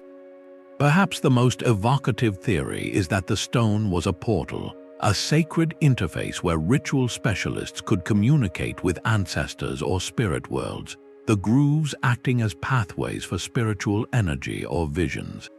The act of creating the marks may have been as important as the finished product, a communal ritual that bonded the people to that specific place in the landscape. The modern study of the Cochno Stone showcases how technology can breathe new life into ancient puzzles. During the excavation, researchers employed high-resolution three-dimensional scanning to create a digital model of the entire surface. This process captured every nuance, every depth of peck mark, and subtle wear pattern invisible to the naked eye. The digital model allows experts to analyze the relationships between symbols, measure precise depths, and even simulate how sunlight and shadow would have played across the grooves at different times of day or year, potentially revealing alignments with solar events. This technological lens confirms that the Cochno Stone is not an isolated oddity. Similar cup and ring motifs appear on stones scattered along the Atlantic coasts of Europe, from Ireland and Brittany to Portugal. This widespread distribution hints at a shared symbolic language that traveled with people, goods, and ideas across sea routes during the Neolithic period. While local variations exist, the core vocabulary of cups, rings, and spirals suggests a common set of beliefs or cosmological principles understood across vast distances. The story of the stone today is also one of community and preservation. After its documentation, the decision was made to rebury it, a protective measure to shield it from the elements and modern interference. This act itself is poignant, a conscious choice to return a 5,000-year-old artifact to the earth that sustained it. Local heritage groups and archaeologists continue to advocate for its significance, using the detailed scans for education and research, ensuring the stone speaks to new generations even while it rests.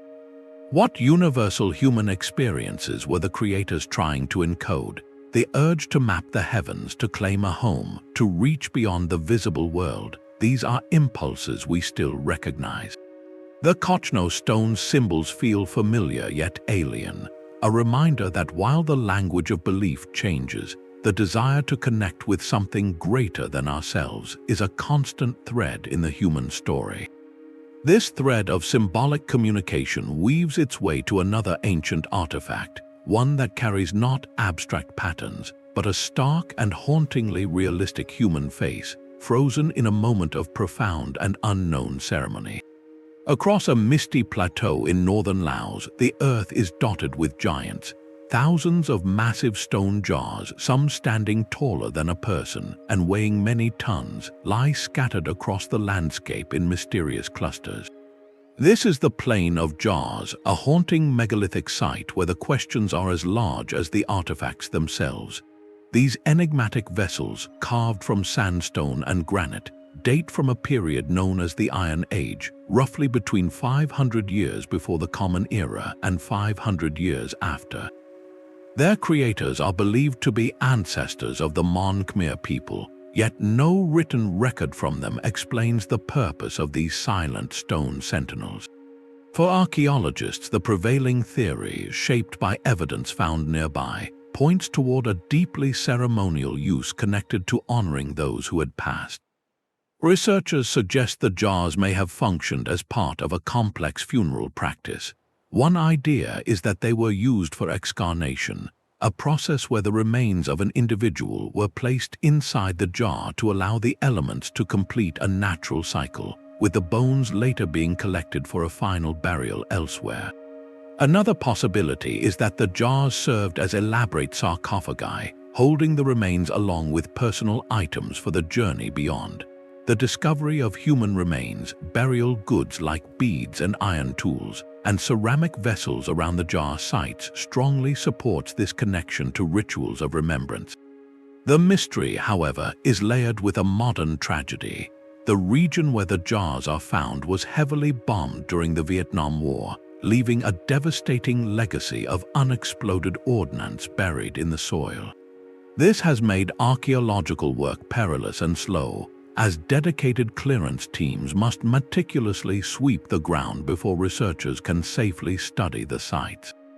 Their courageous work is not just about uncovering the past, but about healing the land for the communities who live there today. Despite these challenges, mapping efforts continue. There are over 90 known jar sites, each with its own character, from groupings of a few dozen jars to fields containing hundreds. Archaeologists carefully document each one, noting their placement, the quarry sources of the stone, and the artifacts found in the vicinity, piecing together a cultural puzzle under difficult circumstances. When you look at a photograph of these jars standing alone or in groups on the grassy plain, it is easy to feel a profound sense of quiet. What ceremonies unfolded here? What songs were sung? What stories told as a community gathered around these stone vessels to say farewell? The plain of jars does not offer easy answers, but it speaks powerfully of a universal human need to mark a life's passage with something enduring, to carve our respect for those who came before into the very bones of the earth. This focus on ancient rites of honor leads us to consider another culture that mastered the art of preservation, not in stone jars under an open sky, but in intricate golden tombs hidden deep within the desert. Their journey ended in one of the most forbidding places on Earth, in the silent, salty sands of the Taklamakan Desert in western China. The dry air and alkaline soil performed an act of unintended preservation, holding time still for 4,000 years. Here, archaeologists have uncovered the Tarim Mummies, individuals whose appearance sends a startling ripple through the history of human movement. They rest in a remarkable state, their features sharp and clear, with high cheekbones, long noses, and light-colored hair. They are dressed not in silks, but in brightly colored woolen garments, felt hats, and leather boots, a style that feels distinctly out of place for ancient Central Asia. These are not the faces one expects to find at the dawn of Chinese civilization. They speak of origins far to the west. Genetic testing has provided a clear but complex answer. Analysis reveals that these individuals carried DNA from ancient populations of Western Eurasia, with deep connections to hunter-gatherers from the grasslands near the Black Sea, as well as links to ancient groups from Siberia. They were not a homogeneous people, but a community formed from the mixing of these early migratory streams, settling in the river valleys that fed the Taklamakan oasis. Their linguistic identity is one of the great scholarly puzzles tied to their remains. Many researchers believe they may have been speakers of Tocharian, an extinct branch of the Indo-European language family found in manuscripts from a later period in the same region. If correct, this places an early Indo-European speaking people thousands of miles further east than anyone had previously imagined, a linguistic outlier that reshapes the map of ancient cultural spread.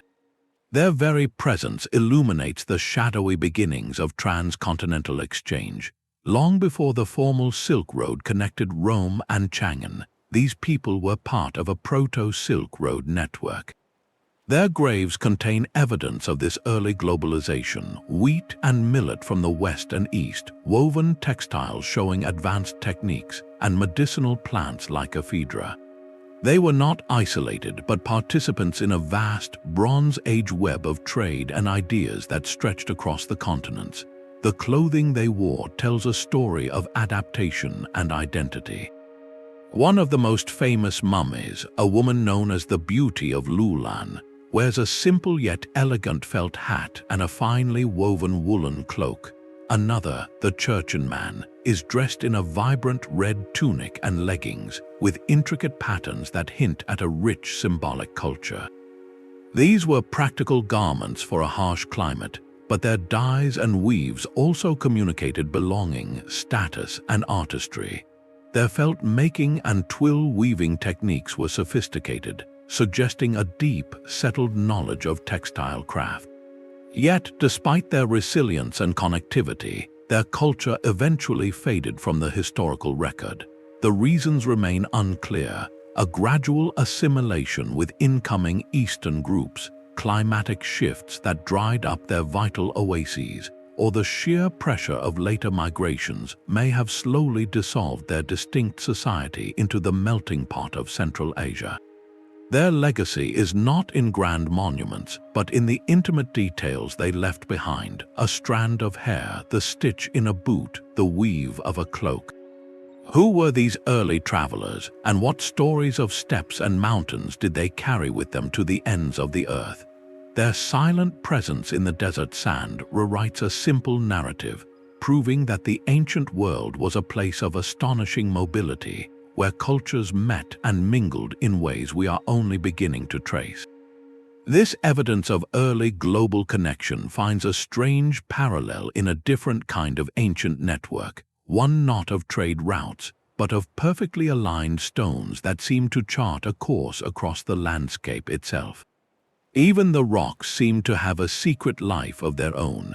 In the heart of Death Valley, on the flat, cracked surface of a place called Racetrack Playa, stones perform a slow magic. For over a century, these rocks, some weighing as much as 300 kilograms, have been caught in the act of traveling, leaving long, meandering trails etched into the dry mud behind them.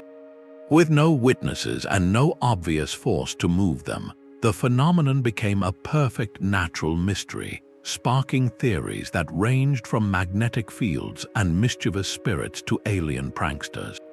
The truth, patiently uncovered by science, is a beautiful demonstration of how simple elements can conspire to create the seemingly impossible.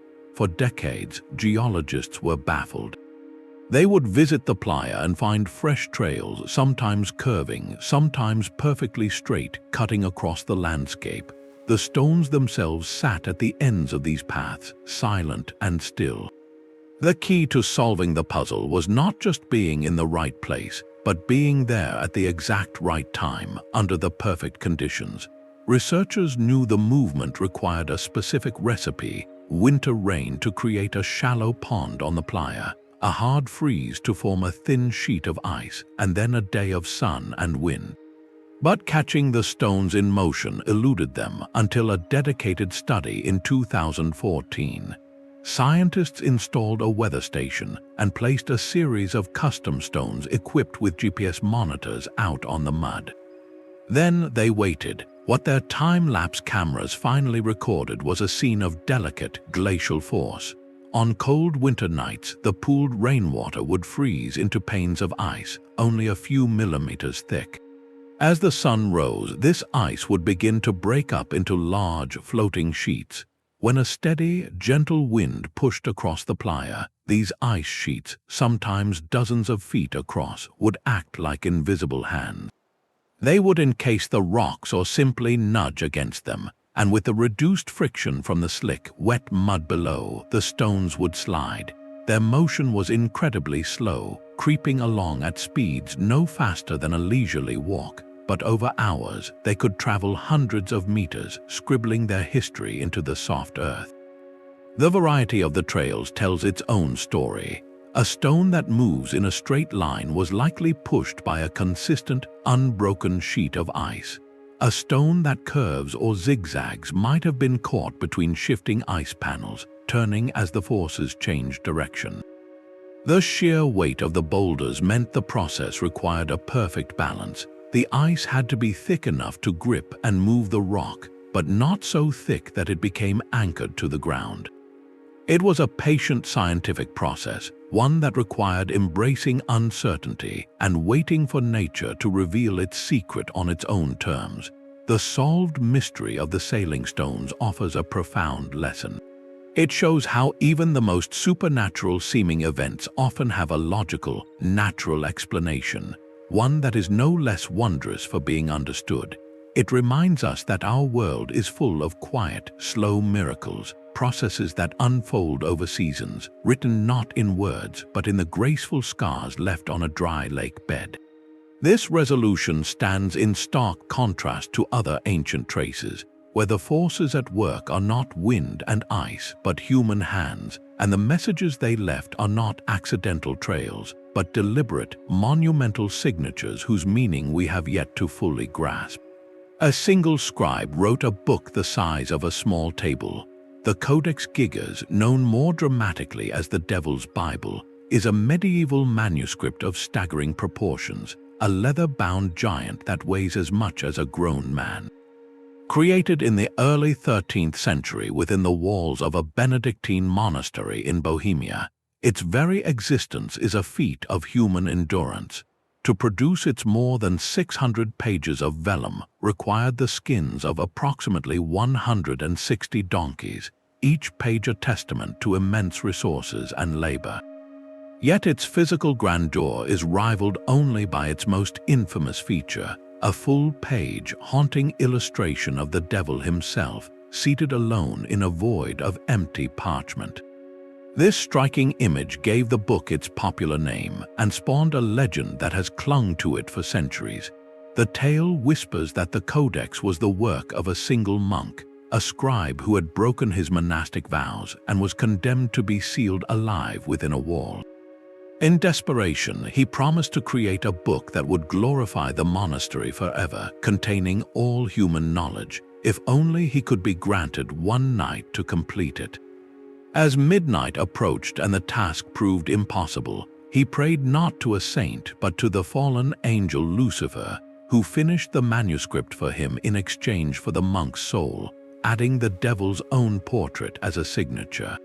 It is a perfect Gothic story, but historians who study the Codex find a more complex human truth beneath the folklore. The legend likely grew from the sheer, unbelievable consistency of the handwriting. Paleographic analysis confirms that the entire massive tome, from the Latin Vulgate Bible to historical chronicles, medical texts, and magical formulas, was indeed penned by one individual. The uniformity of the script, the ink, and the style across such a vast project suggests a writing period of perhaps 20 to 30 years, not a single night, but still representing a lifetime of devoted, solitary work. Why would a monk undertake such an epic, lonely task? Some scholars suggest it may have been an act of profound penance, a self-imposed atonement for a grave sin. Others see it as a strategic display of monastic wealth and piety, a treasure intended to draw pilgrims and prestige to the monastery. Its contents are a snapshot of a medieval worldview, where the sacred and the scientific sat side by side without contradiction. Alongside the complete Old and New Testaments, the Codex includes practical works like the Etymology of Isidore of Seville, a kind of encyclopedia of the ancient world, and medical texts by Hippocrates, reflecting a holistic approach to faith and knowledge. Then, of course, there is the devil, rendered not as a monstrous beast, but as a lonely, almost pitiable figure, a sovereign of emptiness. This portrayal may have been intended not to glorify evil, but to visually warn against the isolation and despair of turning from God. The book's physical journey through history is as turbulent as its mythology. It was taken as war plunder by the Swedish army in the 1700s during the 30 Years' War, and has resided in the National Library of Sweden ever since. In a beautiful modern twist, a detailed digital project has now made every fragile page of the Codex Gigas available online for anyone to explore, allowing this medieval giant to be studied by a global audience without risking its preservation. This act of digital stewardship invites us to look past the devilish legend and see the human hands behind it. What does this colossal book truly represent? Is it a monument to one person's obsession, a monastery's ambition, or a culture's attempt to bind all understanding between two covers? The Codex Gigas stands as a powerful reminder that our ancestors sought to capture the entirety of their world, light and dark in the turning of a page. This blend of devotion and mystery in ancient texts finds a parallel in a much older form of record-keeping, one not written on vellum, but knotted into intricate, colorful cords that held the administrative secrets of a vast empire. The desert floor wears a polka dot pattern on a scale that defies the human eye. Stretching across the arid grasslands of Namibia, millions of perfectly circular bare patches, some as wide as a small house, interrupt the sea of golden grass.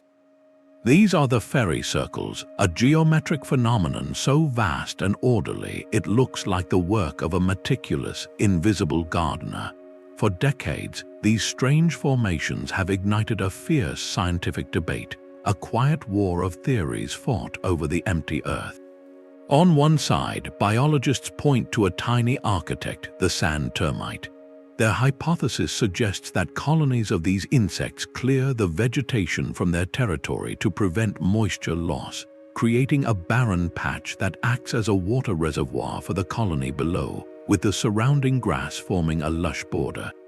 It is a neat, insect-driven explanation, yet other ecologists champion a more abstract force, the theory of self-organization. In this model, the circles are not made by termites, but emerge naturally from intense competition among the grasses themselves for the desert's scarce water. The strongest plants suck moisture from the soil around their roots, creating a barren halo where weaker seedlings cannot survive, a pattern that stabilizes into the iconic circles. Each side presents compelling evidence, from termite sightings within the circles to complex computer models that can replicate the honeycomb pattern using only rules of plant competition. The patterns themselves are remarkably stable, individual circles persisting for decades, appearing, maturing, and eventually fading in a slow, natural cycle. Far from being barren scars, these circles are engines of biodiversity. The open patches capture precious dew and channel rainwater to the grass ring, creating a mosaic of microhabitats that supports a wider variety of life than a uniform grassland could.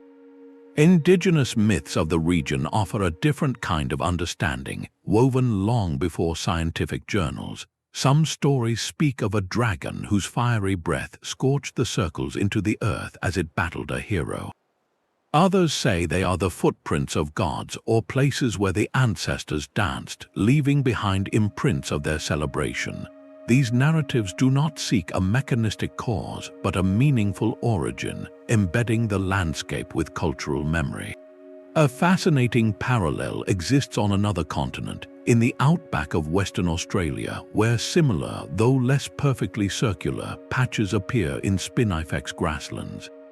This discovery suggests that the fairy circles may be a rare but natural expression of a universal principle, a pattern that emerges when life pushes against the harsh limits of an arid environment. How does such precise, widespread order arise from the chaos of nature? The fairy circles challenge our need for a single, simple cause, inviting us to see a world where intricate beauty can be woven from the silent struggle between insect, plant, and water, a slow dance written in the soil. This contemplation of patterns etched by natural forces shifts our gaze to a landscape where the patterns are undeniably man-made, yet their sheer ambition seems to belong to a world of myth. A desert in California holds portraits of giants. Scattered across the Colorado Desert near the town of Blythe are enormous figures, a human form, a coiled serpent, and a four-legged creature, all etched into the earth on a scale so vast their full form is only revealed from the sky. These are the Blythe Intaglios, North America's answer to the Nazca Lines, a gallery of geoglyphs created by the ancestors of the Mojave and Quechan peoples. They are not painted but drawn by subtraction, by carefully scraping away the top layer of dark, sun-baked pebbles known as desert pavement to expose the lighter, sandy soil beneath. This technique, requiring patience and communal effort, created images designed to endure in the arid climate, with the oldest figures possibly dating back 2,000 years. Anthropologists who study these sites see them as far more than simple drawings. They are likely profound cultural statements etched into the landscape. The largest human figure stretches over 170 feet, its arms outstretched. Many researchers interpret this as a representation of Mastamho, the central creator figure in Mojave cosmology, who is said to have shaped the world and taught the people how to live. The nearby mountain lion, over 50 feet long, could symbolize a powerful clan totem or a spiritual guardian. The intricate spiral, a symbol found in countless indigenous cultures, might map a journey, represent the cycles of life, or signify a sacred place of emergence. These geoglyphs transformed the flat desert into a storybook, a ritual space where myths were made visible and the relationship between the people, their deities, and the land was physically affirmed. The process of their creation speaks to a deep, intimate knowledge of the environment. The artists did not have an aerial view, so they relied on an understanding of proportion and scale, likely using a small model and a system of stakes and ropes to transfer the design onto the colossal canvas of the desert floor. Each figure would have required a coordinated group effort, a shared act of devotion that reinforced community bonds with every basket of stones removed. For centuries, these figures rested in relative obscurity, known mainly to the tribes of the region, until the modern era of flight made their full scope visible to a wider world. This visibility, however, brought a new threat. The fragile desert crust surrounding the Intaglios is easily scarred. In the mid-20th century, before their significance was fully understood and protected, tracks from off-road vehicles and even military maneuvers cut across some of the figures, causing damage that is painfully slow to heal in such a dry environment. Today, preservation efforts led by tribal groups, the Bureau of Land Management, and archaeologists focus on stewardship. Fencing and informational signs help guide visitors to viewing areas without trampling the delicate lines, and ongoing work aims to repair past scars by carefully replacing displaced stones. This collaboration highlights a shift from seeing such sites as mere curiosities to recognizing them as active, sacred parts of a living cultural heritage. When you look at an aerial photograph of these giants, a quiet question lingers. What stories, what specific prayers or ceremonies are encoded in these earth drawings that we can no longer hear? The Mojave and Quechan peoples retain knowledge of their meaning, but for the broader world, the Intaglios stand as a powerful reminder of how much nuanced understanding can fade when the voices of the creators grow distant. They are a testament to a way of seeing the land not as a blank slate, but as a participant in a community's spiritual life. This profound connection to place through art was not unique to the desert Southwest, as another ancient culture left behind a different kind of puzzle, one carved not into the earth, but into thousands of portable stones, each one a miniature universe of intricate, mysterious design. A tool from another time sat locked inside a stone. In 1936, near the town of London, Texas, a couple walking along a creek bed made a startling discovery, a piece of rock that had split open to reveal a wooden handle and an iron hammerhead completely encased within. This object, now known as the London Hammer, has become a legendary piece of evidence for those who believe our historical timelines are deeply flawed. At first glance, the story seems impossible. A clearly man-made object, one that looks like a 19th century blacksmith's tool, sealed inside a concretion of Cretaceous rock that should be over 100 million years old. If true, it would mean humans or some other intelligent beings were around long before dinosaurs vanished, a notion that turns paleontology on its head. The visual is undeniably compelling, a modern-looking artifact imprisoned in ancient stone, and it is this powerful image that has fueled decades of speculation and debate. To understand the London Hammer, we must first understand the stone that holds it. geologists who have examined the object explain that it is not embedded in a solid bedrock layer from the Cretaceous period, but rather inside a concretion. A concretion is a hard, compact mass of mineral matter that forms when cementing minerals precipitate from groundwater and accumulate around a nucleus, which can be anything from a fossil to a shell, or in this case, a lost hammer. This process does not require millions of years. It can happen in centuries or even decades under the right chemical conditions. The rock nodule formed around the hammer, not with it during some primordial era. The hammer itself, when subjected to material analysis, reveals its true age. Metallurgical tests show the iron head is of a type consistent with 19th century American smithing, with no exotic alloys or advanced composition. The wooden handle, remarkably preserved by the mineral-rich environment, is partially coalified, a process that can also occur on a much shorter timeline when organic material is subjected to pressure and mineral-laden water. In essence, the evidence points to a far simpler story. A miner or settler in the 1800s lost his hammer near a creek. Over time, mineral-rich waters percolated around it, slowly building a hard, limestone shell that eventually made it appear as if the tool had been fossilized. The site where it was found is known to have such active mineral springs, conditions perfect for rapid concretion formation. This artifact is a classic example of what enthusiasts call an out-of-place artifact, an object that seems to belong in a time or place where conventional history says it should not exist. These finds are often highlighted in narratives that challenge mainstream science, particularly in certain creationist arguments that seek evidence for a much younger Earth or for advanced human civilizations coexisting with dinosaurs. The London hammer serves as a powerful centerpiece for such theories because its presentation is so visually straightforward and its implication so revolutionary. So why does this particular hammer, and others like it, hold such a powerful grip on our imagination? It speaks to a deep-seated desire to find a crack in the established story, a single piece of evidence that proves the history books are wrong and that the past was far more mysterious or perhaps more familiar than we have been told. We are drawn to the idea of an anomaly because it promises a secret, a truth hidden in plain sight that only the curious and the brave can see. It turns a simple tool into a key, or so we hope, for unlocking a grander, more enigmatic past.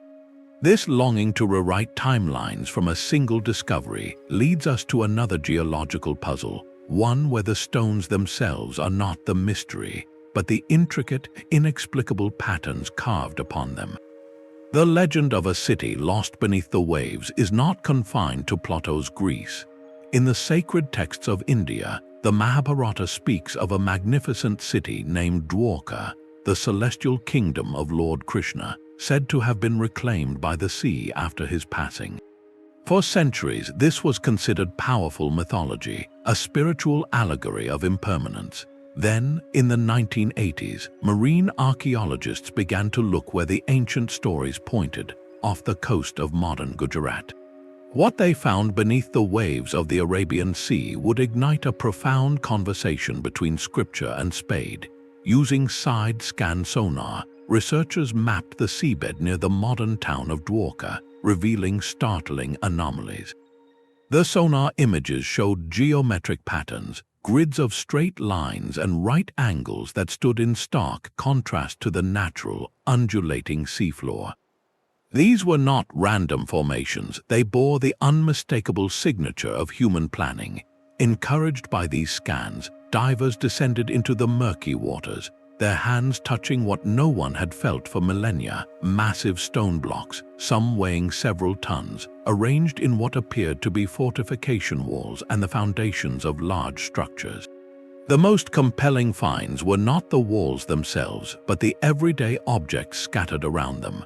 Teams recovered stone anchors, the kind used by ancient seafaring vessels, pottery shards with distinct markings, and a variety of beads made from semi-precious stones like carnelian and lapis lazuli. These beads are a silent testament to a vast trade network, as lapis lazuli could only have come from far-off Afghanistan, indicating this was a major cosmopolitan port.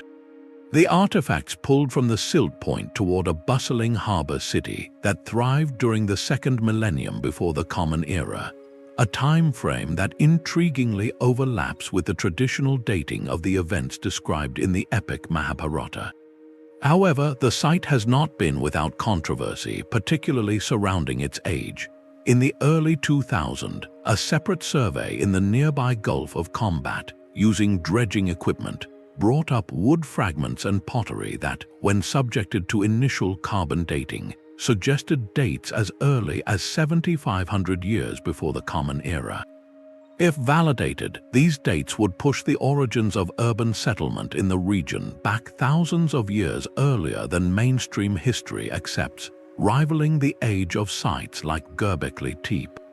Many archaeologists urge extreme caution with these earlier dates, noting that the dredged objects could have been displaced by strong currents from other locations, or that the dating process itself may have been affected by the marine environment. The debate highlights the delicate dance of underwater archaeology, where evidence is fragile and context is easily disturbed. The ongoing expeditions, led by institutions like India's National Institute of Oceanography, continue to methodically map and study the site. Each dive is a careful process of documentation, photographing structures in situ, taking precise measurements, and only removing small samples for analysis when absolutely necessary. The goal is to build a three-dimensional understanding of this sunken landscape, street by submerged street. What does the potential discovery of Dwarka mean for our understanding of the past? It invites us to consider that ancient texts might not be purely symbolic, but could sometimes be rooted in the memory of real cataclysmic events, like a great flood or a sudden shift in coastline that submerged a thriving city. The stones under the sea do not prove the divine nature of Krishna, but they do suggest that the stories about his glorious city may have been inspired by a very real, very advanced maritime capital that met a dramatic end. This tangible connection turns myth into a potential historical guide, a map to a forgotten truth lying just beneath the silt. It demonstrates how a civilization's most cherished narratives can be a preservation method in their own right, keeping the memory of a place alive in song and scripture long after the last stone slipped beneath the water. This revelation of a sunken world preserved in legend leads us to wonder about other cultures that might have faced a similar fate, their stories perhaps lost in the depths of a different ocean altogether. A single hill in Bosnia has ignited a global controversy.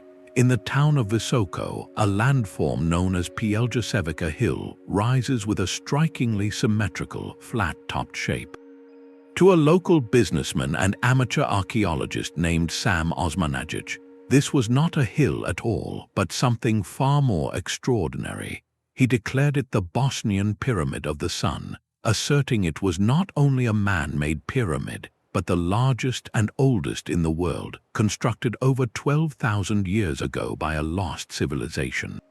This bold claim captured the public imagination, transforming the quiet valley into a bustling site of alternative tourism and fierce scientific debate.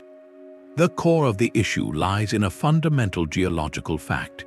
The hills around Visoko, including the so-called Pyramid of the Sun, the Pyramid of the Moon, and others, are natural formations known as flatirons.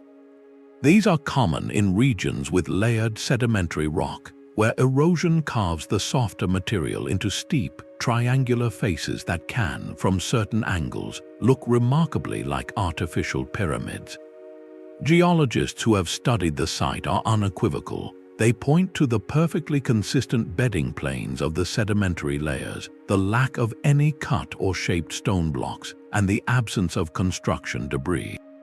What exists on the hilltops are genuine, but much later, archaeological remains, medieval fortifications, and Neolithic settlements built upon a natural high point, a common practice throughout human history. Excavations funded by the Pyramid Project have revealed a network of underground tunnels, such as those at Ravni, which are indeed intriguing. These tunnels show signs of human modification, with supporting dry stone walls, but archaeologists note these are likely much more recent, perhaps medieval mining tunnels or natural cave systems that were later reinforced. Crucially, they do not connect to or provide evidence for a massive pyramid structure buried within the hill. No grand chambers, no artifacts from a lost civilization, no hieroglyphics or advanced technology have been found within the hill itself. The impact of this theory on the local community has been profound and complex. Visoko, once a small industrial town, has seen a surge in visitors drawn by the pyramid narrative. Hotels, restaurants, and tour guides have flourished, creating an economic boom built on this alternative history. For many residents, the pyramids represent hope, pride, and a sense of unique identity on the world stage. This local embrace stands in stark contrast to the international scientific response. Major archaeological associations from Europe and America have issued statements dismissing the pyramid claims. They warn of the dangers of pseudo-archaeology, where selective evidence, misinterpretation of geology, and the allure of a sensational story can erode public understanding of the scientific method. Unregulated excavations, they caution, can also damage genuine archaeological layers that do exist on the site, obliterating the true history of the region in the pursuit of a mythical one. Why does the idea of a hidden pyramid or a lost advanced civilization hold such persistent power across so many cultures?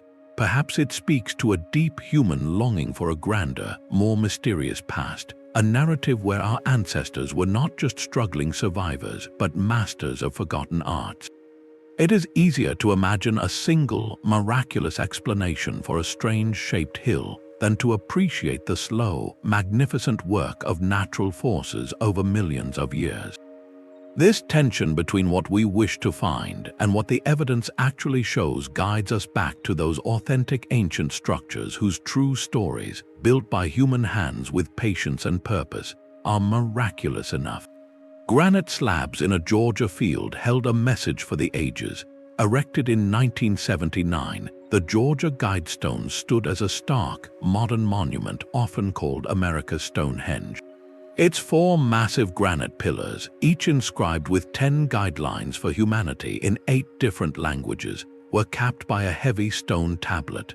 From the moment of its construction, the monument was shrouded in mystery, commissioned by an anonymous individual or group using the pseudonym R.C. Christian.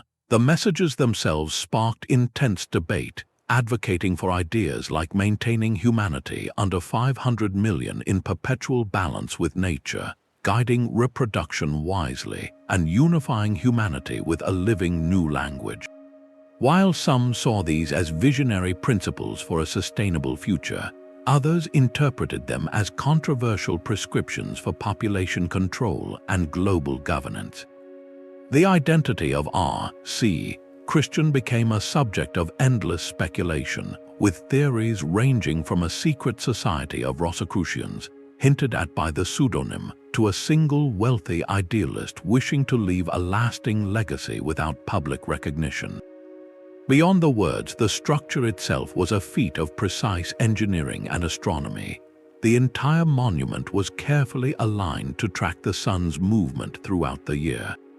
A slot in the central pillar was designed to frame the sunrise on the summer and winter solstices, while a small hole drilled at eye level pointed directly to the North Star Polaris on any clear night.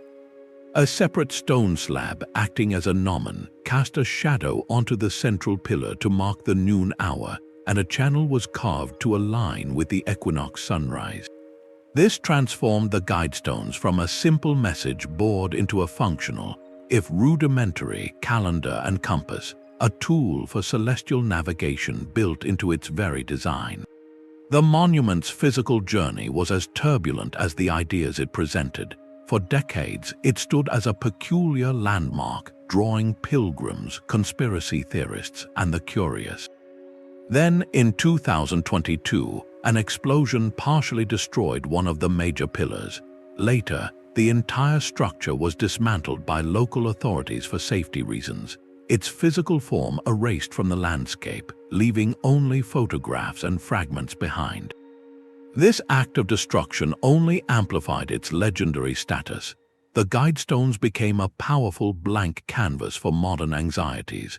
Conspiracy theories flourished, weaving the monument into narratives about globalist agendas, depopulation plans, and even satanic prophecies. It was cited as evidence for everything from a planned New World Order to an instruction manual for a post-apocalyptic society.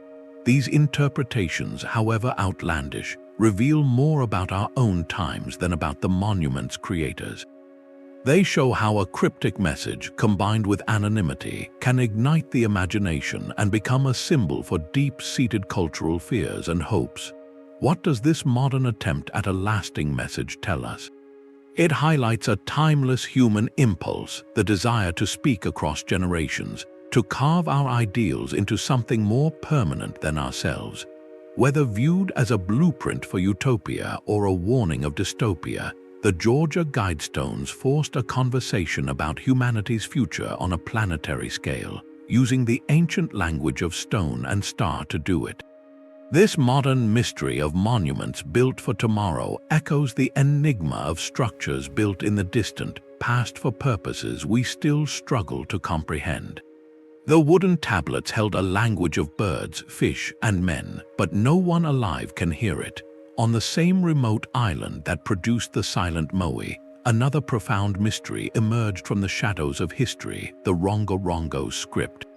These are not stone giants, but small, carefully prepared wooden tablets and ceremonial staffs, their surfaces covered in thousands of finely carved glyphs. The discovery of this writing system came only after European contact in the 18th century, a tragic irony that may have sealed its fate forever. Missionaries arriving on Rapa Nui, or Easter Island, noted the existence of these inscribed objects, but in the cultural upheaval and population decline that followed, most of the tablets were lost, burned as pagan artifacts, or simply crumbled away. What remains today is a precious and frustratingly small collection, scattered in museums around the world, a cryptic archive of a lost voice. Linguists who study these glyphs are faced with a puzzle of monumental importance. The symbols themselves are beautiful and intricate, depicting stylized human forms, birds like the frigate bird and sooty tern, fish, plants, and geometric shapes. Their arrangement is systematic, with the glyphs carved in a unique reverse Boustrophedon style, meaning the text reads from left to right on one line. Then the tablet is turned 180 degrees to read the next line, so the reader literally follows a snaking path. This sophisticated structure strongly suggests Rongorongo was a true, fully developed writing system, potentially one of the few independent inventions of writing in human history, alongside those of Mesopotamia, China, and Mesoamerica. If confirmed, this would place the people of Rapa Nui among the most innovative and intellectually advanced isolated cultures on the planet. Yet, despite over a century of effort by the world's best code breakers and linguists, Rongorongo remains undeciphered. The primary reason is a devastating gap in time and memory. The last known individuals who could read the script, the island's learned men or scribes, passed away in the 19th century, victims of the same hardships that felled the Moe. With them died the oral key, the living connection between the carved symbols and their meaning. Attempts at decipherment have been further hampered by the scarcity of material. Only about 24 genuine artifacts survive, and many are fragmentary. The longest and most famous of these is the Santiago staff, a wooden scepter over 2 meters long, covered from end to end in tightly packed glyphs, a seemingly endless procession of figures that might record a royal lineage, a creation chant, or an epic voyage. Without a bilingual text like the Rosetta Stone, or a living tradition to consult, scholars are left to theorize. Some propose that Rongorongo is not a writing system that records spoken language in full, but a form of proto-writing, a sophisticated mnemonic device. In this view, the glyphs served as prompts for trained reciters to perform lengthy chants, genealogies, or ritual instructions from memory. The symbols would trigger the recall of specific passages, but the exact words could vary with each performance. This theory explains why the same sequences of glyphs have not been found repeated across different tablets, as one might expect with a fixed literary text. Other researchers hold out hope that it is a true logosyllabic script, where symbols represent both whole words and syllables, capable of recording any thought or event. The truth may lie somewhere in between, a unique system born from the island's profound isolation. To look at a photograph of the Santiago staff is to feel the weight of a profound silence. Each precise cut in the wood was once a vessel for knowledge, for history, for poetry. What stories of migration across the Pacific are locked within those lines?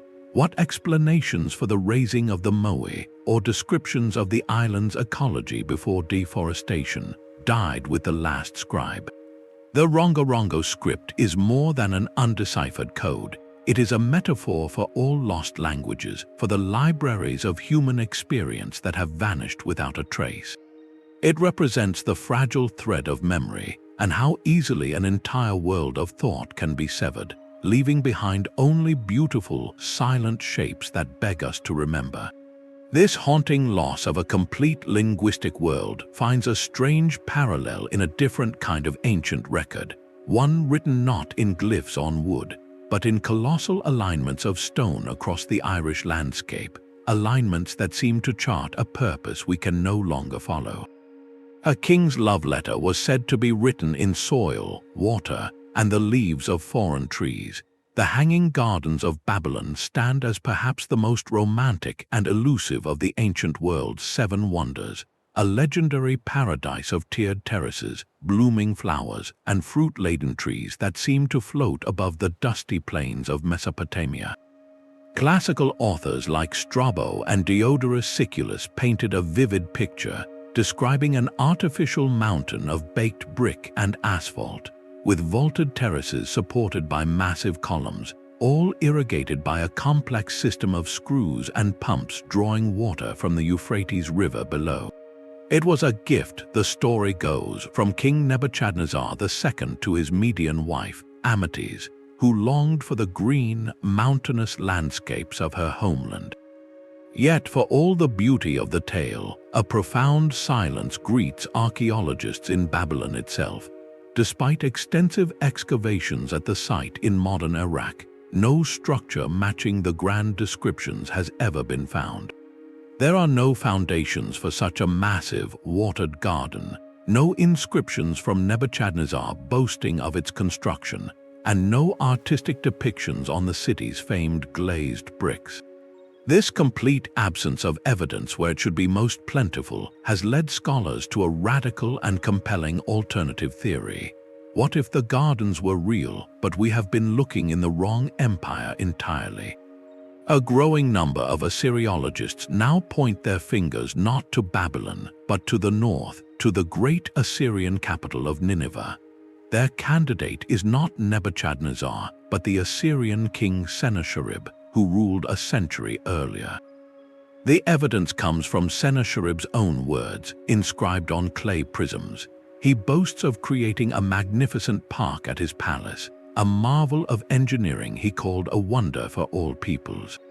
He describes in precise detail an ambitious irrigation network, including the use of a revolutionary new device, the Archimedes screw, though named here long before the Greek inventor, to lift water from a canal into the high gardens. His inscriptions speak of bringing rare plants and trees from distant conquests, creating a microclimate of coolness and fragrance. This aligns perfectly with the later classical descriptions, suggesting the stories of a miraculous garden persisted. But over centuries, the location became blurred, transferred to the more famous city of Babylon in the popular imagination. The logistical challenge of the gardens is key to understanding the debate. Watering a towering, sun-baked structure in the heart of Mesopotamia would have been a monumental undertaking. Historians like Berosus, a Babylonian priest writing for a Greek audience, describe the mechanics, but the sheer volume of water needed and the constant threat of seepage and structural damage to mud brick foundations make the traditional Babylon site highly problematic. Sennacherib's system in Nineveh, however, was part of a vast, documented hydraulic project. He built a 50-mile canal, aqueducts, and reservoirs specifically to bring mountain water to his city and his palace gardens, an infrastructure project on a scale that could actually support such a lush oasis. When we compare the archaeological remains, the contrast is telling. Babylon reveals grand processional ways and the Ishtar Gate, but nothing horticultural on a wondrous scale. Nineveh, however, has yielded evidence of extensive royal gardens and, most intriguingly, the remains of Sennacherib's sophisticated waterworks, including the ruins of his aqueduct at Jerwan. The search for definitive proof continues in both locations. In Babylon, archaeologists still sift through the mounds, hoping for a missed clue. In Nineveh, near the modern city of Mosul, researchers use satellite imagery and ground-penetrating radar, looking for the specific layout of Sennacherib's botanical marvel beneath the soil. How can one of the most celebrated achievements of the ancient world simply vanish from its own story? The mystery of the Hanging Gardens speaks to the fluid nature of history itself, where memories migrate, details embellish, and a true wonder can become so entangled with legend that its physical roots are nearly erased. It asks us to consider how many other marvels on that famous list of 7 might be similarly misplaced, their true stories waiting to be unearthed from beneath layers of time and tale. The greatest secret in Asia may be a patch of unmarked earth in the Mongolian wilderness. For over 800 years, the final resting place of Genghis Khan has remained hidden, a mystery protected by one of history's most effective and chilling methods. Upon his passing in 1227, the story goes, his funeral procession followed his final wishes to an extreme degree. To ensure the site would never be found, his loyal soldiers executed every person they encountered along the route. Then, after the burial was complete, the soldiers themselves were reportedly killed by another military unit, who were then in turn eliminated. Finally, a river was diverted to flow over the grave, and horses were driven across the landscape to erase every trace. This brutal, multi-layered strategy was not merely about hiding a body. It was about safeguarding the soul of an empire and preventing his tomb from becoming a site of pilgrimage or desecration by his many enemies. Historians note that this account, recorded by medieval chroniclers, speaks to the immense cultural and spiritual weight placed on the journey after life in Mongol tradition. The secrecy was an act of profound reverence, ensuring the great Khan's peace for eternity. For Mongolia, the undiscovered tomb is not just an archaeological puzzle, it is a cornerstone of national identity, a sacred site whose potential discovery is fraught with both historical promise and deep spiritual concern. The treasures believed to lie within are the stuff of legend, not just gold and artifacts, but possibly the complete record of an empire that stretched from the Pacific Ocean to the Caspian Sea. Modern technology has brought the search into the 21st century.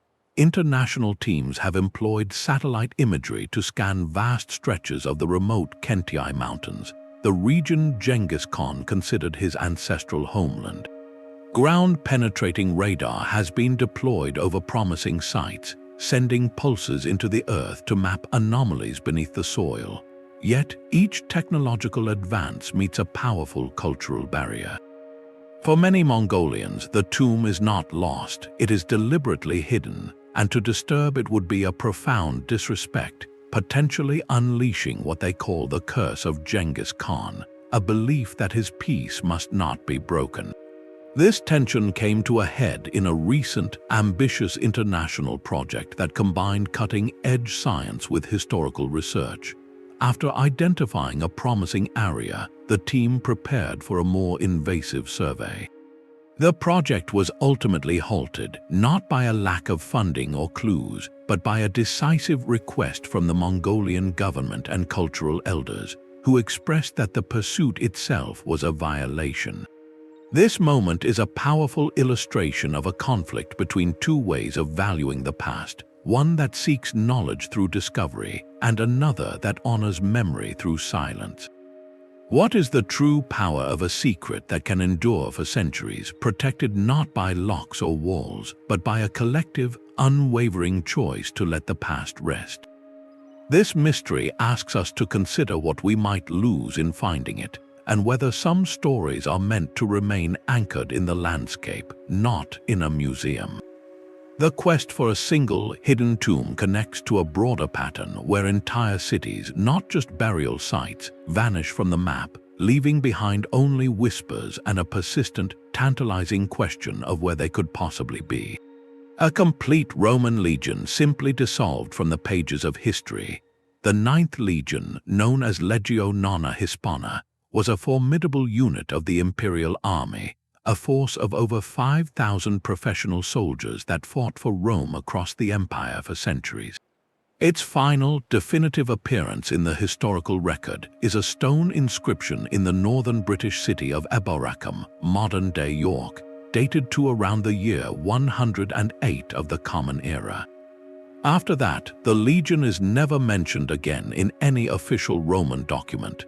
Its silent exit has fueled one of Britain's most enduring historical mysteries, the romantic and tragic tale of its annihilation in the misty highlands of Caledonia. The popular narrative, immortalized in novels and films, is compelling. It tells of the proud 9th marching north from its York fortress into the wilds of what is now Scotland, to quell an uprising among the fierce Pictish tribes. In this story, the legion is led into a treacherous ambush in a dense forest or a narrow glen, where every last man is cut down, their eagle standard lost, their names erased in a single, catastrophic defeat. It is a powerful image, a symbol of the limits of Roman power and the enduring spirit of resistance. Yet, when archaeologists and historians sift through the evidence, a different, more bureaucratic picture emerges. The complete disappearance of a legion was an extraordinary event for the meticulous Roman military machine, but not necessarily a violent one. Expert analysis of military discharge certificates, known as diplomas, and scattered inscriptions from across the empire suggest a less dramatic fate. One leading theory posits that the 9th was not destroyed in Britain at all, but was transferred to the Rhine frontier in Germania, a common practice for reinforcing troubled borders. Another, supported by a 2nd century list of legions that omits the 9th, suggests it may have been disbanded or destroyed in a conflict in the eastern provinces, perhaps during the Bar Kokhba revolt in Judea or a war with the Parthian Empire. The evidence on the ground in Scotland is perhaps the most telling. If a legion of 5,000 men, along with its attendants and auxiliaries, had been wiped out in a major battle, the archaeological signature would be immense. We would expect to find a vast battlefield site with concentrated deposits of Roman military equipment, weapons, and coins dating to the period, not to mention evidence of a mass site of loss. While Roman military artifacts are found across Scotland, they point to ongoing campaigning and small-scale conflicts, not a single cataclysmic event that swallowed an entire legion. The soil simply does not hold the story we tell around campfires. So how does a massive, organized military unit vanish from history? The answer often lies in the quiet administrative details rather than the epic clashes. A legion could be broken up, its men transferred to other units to fill their ranks after smaller engagements. Its official number could be retired out of shame after a significant, but not total, defeat. The papyrus records and stone inscriptions that form our historical ledger are incredibly fragmentary. a handful of pages from a vast library that has burned. The Ninth Legion may have met its end not with a heroic last stand, but with a pen stroke in a ledger, its men reassigned and its identity slowly fading from memory over years of posting and transfer. This transition from a celebrated fighting force to a bureaucratic ghost reminds us that history is written by the survivors, and sometimes the most compelling mysteries are born not from what we find, but from the profound silence that follows when a mighty institution simply steps off the stage. This contemplation of a vanished army leads us to consider other forces from the ancient world that left behind not silence, but a thunderous geological echo of their presence, written in the unlikeliest of places. A perfect spiral of symbols was pressed into clay over 3,000 years ago. The Phaistos Disc, unearthed in the ruins of a Minoan palace on Crete in 1908, is one of archaeology's most beautiful and baffling singularities.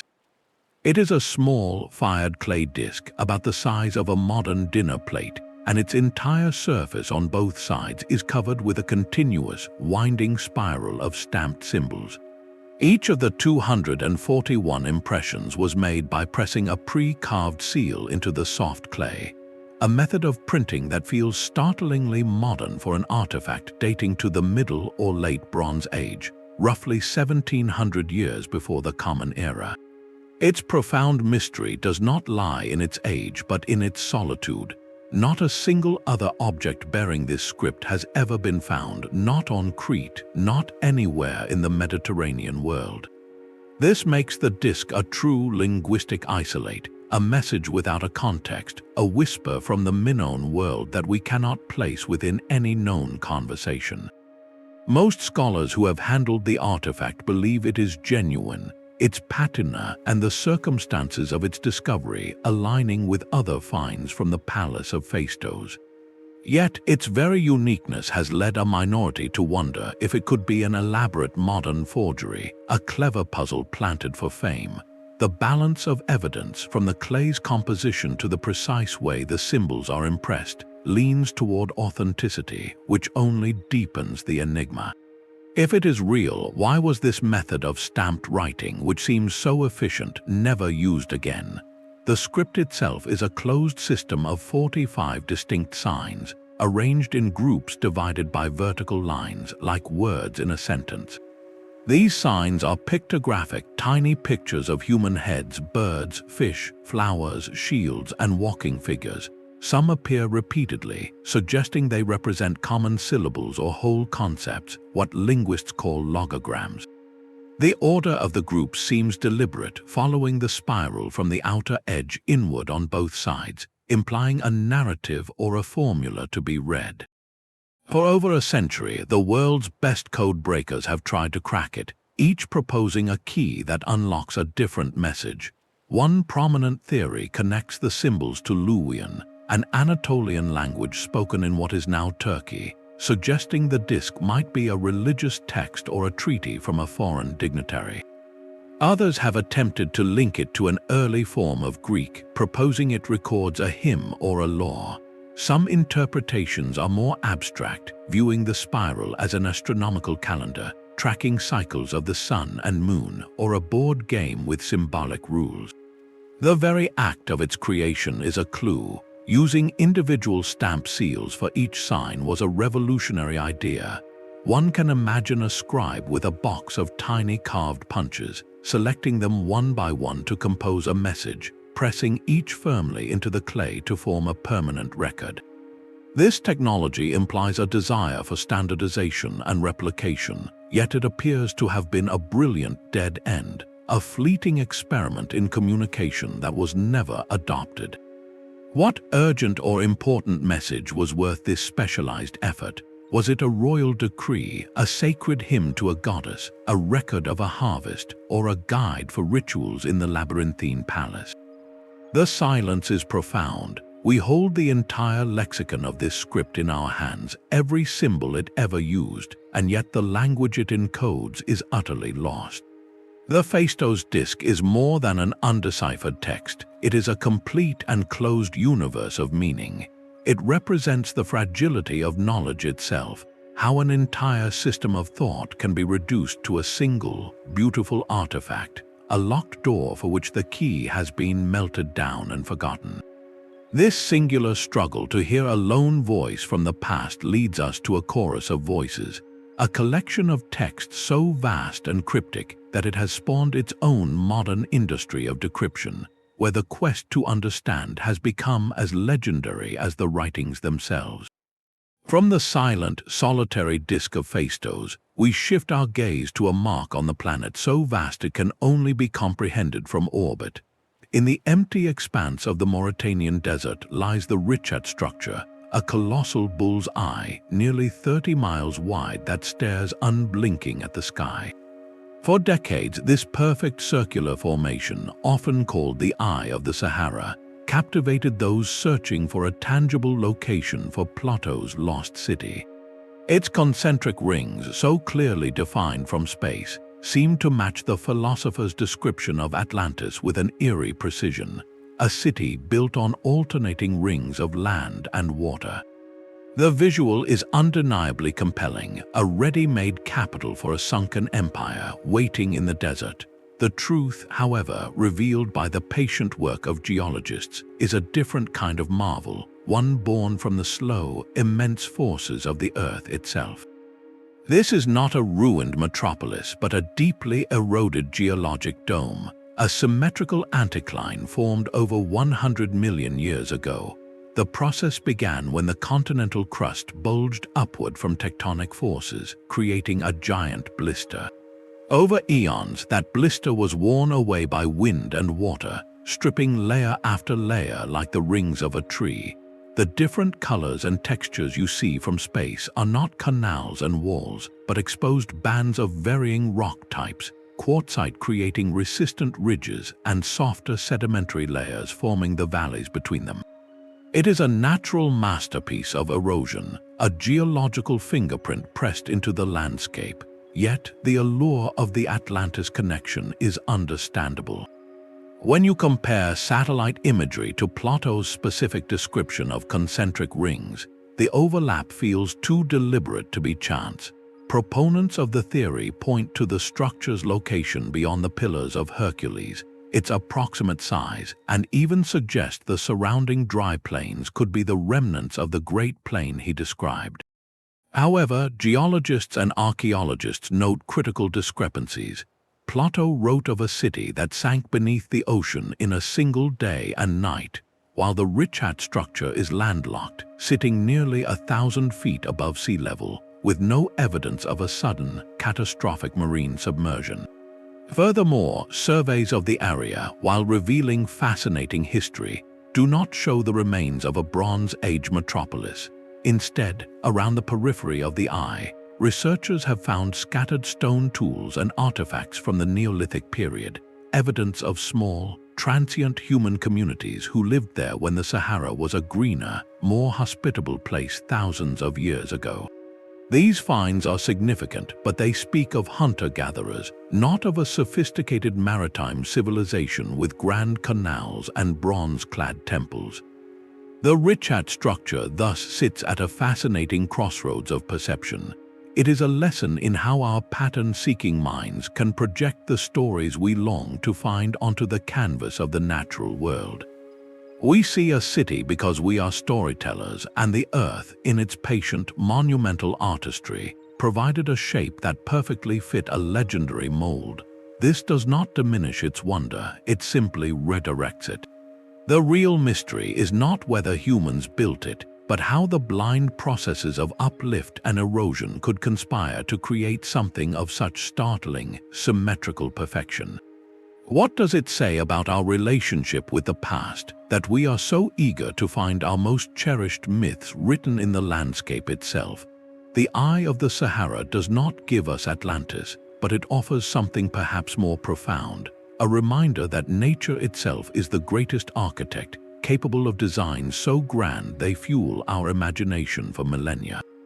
This blurring of line between natural monument and lost civilization prepares us for another site where the stones themselves seem to tell a story. but the language they use is one of celestial alignment and communal memory, written across a wind-swept British plain. Its faint imprint on linen is perhaps the most studied and debated religious artifact in the world. The Shroud of Turin rests in a cathedral in Italy, a long piece of cloth that appears to bear the front and back image of a man who suffered a traumatic death consistent with Roman crucifixion. For millions of the faithful, it is a sacred object of profound veneration, a tangible connection to a foundational story. For scientists, it is a unique and perplexing historical puzzle, a mystery written in threads and chemistry.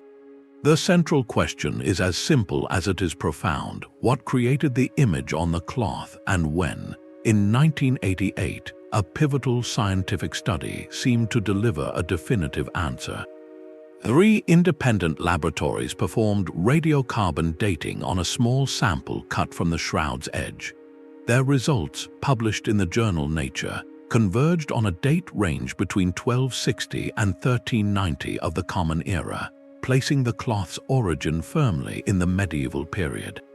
For many, this settled the matter, concluding the shroud was a remarkable but human-made artifact from the Middle Ages. Yet the story did not end there. A vigorous debate erupted, with some researchers questioning the validity of the carbon dating. They pointed to potential contamination, suggesting the sample tested might have been from a medieval repair patch woven into the original fabric, or that a fire in 1532, which damaged the shroud, could have introduced carbon isotopes that skewed the results. Chemists noted the complex history of the cloth, handled for centuries, exposed to smoke and microbes, all of which could compromise a clean reading. This scientific controversy highlights the difficulty of applying modern forensic techniques to an object with such a turbulent and intimate history. The image itself is a separate, deeper mystery. In 1978, a team of American scientists called the Shroud of Turin Research Project, or STURP, was granted unprecedented access. They spent 120 hours conducting non-destructive tests, using ultraviolet photography, X-ray fluorescence, and infrared thermography. What they found was baffling. The image is not a painting. There is no pigment, no brushstrokes, and no substance added to the linen fibers. Instead, it is an extremely superficial discoloration, only on the very tops of the threads, as if the cloth was lightly scorched. The coloration corresponds to a chemical change in the cellulose of the linen, a dehydration and oxidation that mimics the effect of a mild acid or a brief exposure to intense light or heat. The image has 3-dimensional information encoded within it, meaning the intensity of the discoloration varies with the distance that would have existed between the cloth and a body, a property no known medieval artist could have conceived or executed. Other details added layers to the puzzle. Botanists identified pollen grains on the shroud that are native to the region around Jerusalem, suggesting a Middle Eastern origin. Forensic pathologists noted the wounds depicted, from the scourge marks to the lance wound in the side, align with historical accounts of Roman punishment. The bloodstains, analyzed spectroscopically, were identified as human hemoglobin with a curious detail. They appear to have seeped onto the cloth before the image formed, as the image goes around, not under, the blood areas. This sequence is inexplicable for any known artistic technique. Historical records trace a cloth with this description appearing in 14th century France, owned by a knight, but gaps in its provenance before that point leave room for centuries of unknown history. So we are left with an object that science can describe in exquisite detail, but cannot fully explain or date with universal agreement. What does this enduring mystery represent? It lives precisely at the crossroads of faith and empirical inquiry. For some, the unexplained nature of the image is itself a kind of evidence, a signature of an event beyond ordinary understanding. For others, it is a testament to a lost medieval technology or artistic genius, a method of image making we have yet to rediscover.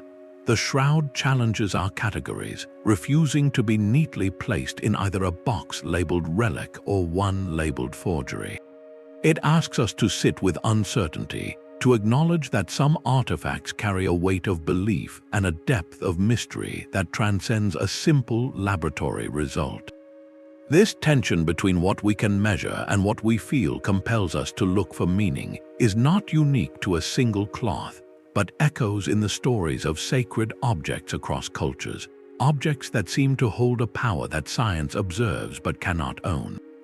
A mirrored mystery churns in the waters off Japan's eastern coast. The Devil's Sea, also called the Dragon's Triangle, is a region of the Pacific where legend claims ships and aircraft vanish without a trace, swallowed by unexplained forces.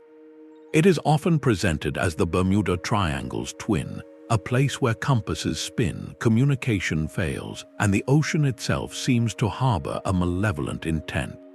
The stories are gripping, filled with accounts of vessels found adrift with no crew, or planes that disappeared from radar screens in calm weather, never to be seen again. This narrative, however, exists almost entirely within the realm of popular culture and sensational literature.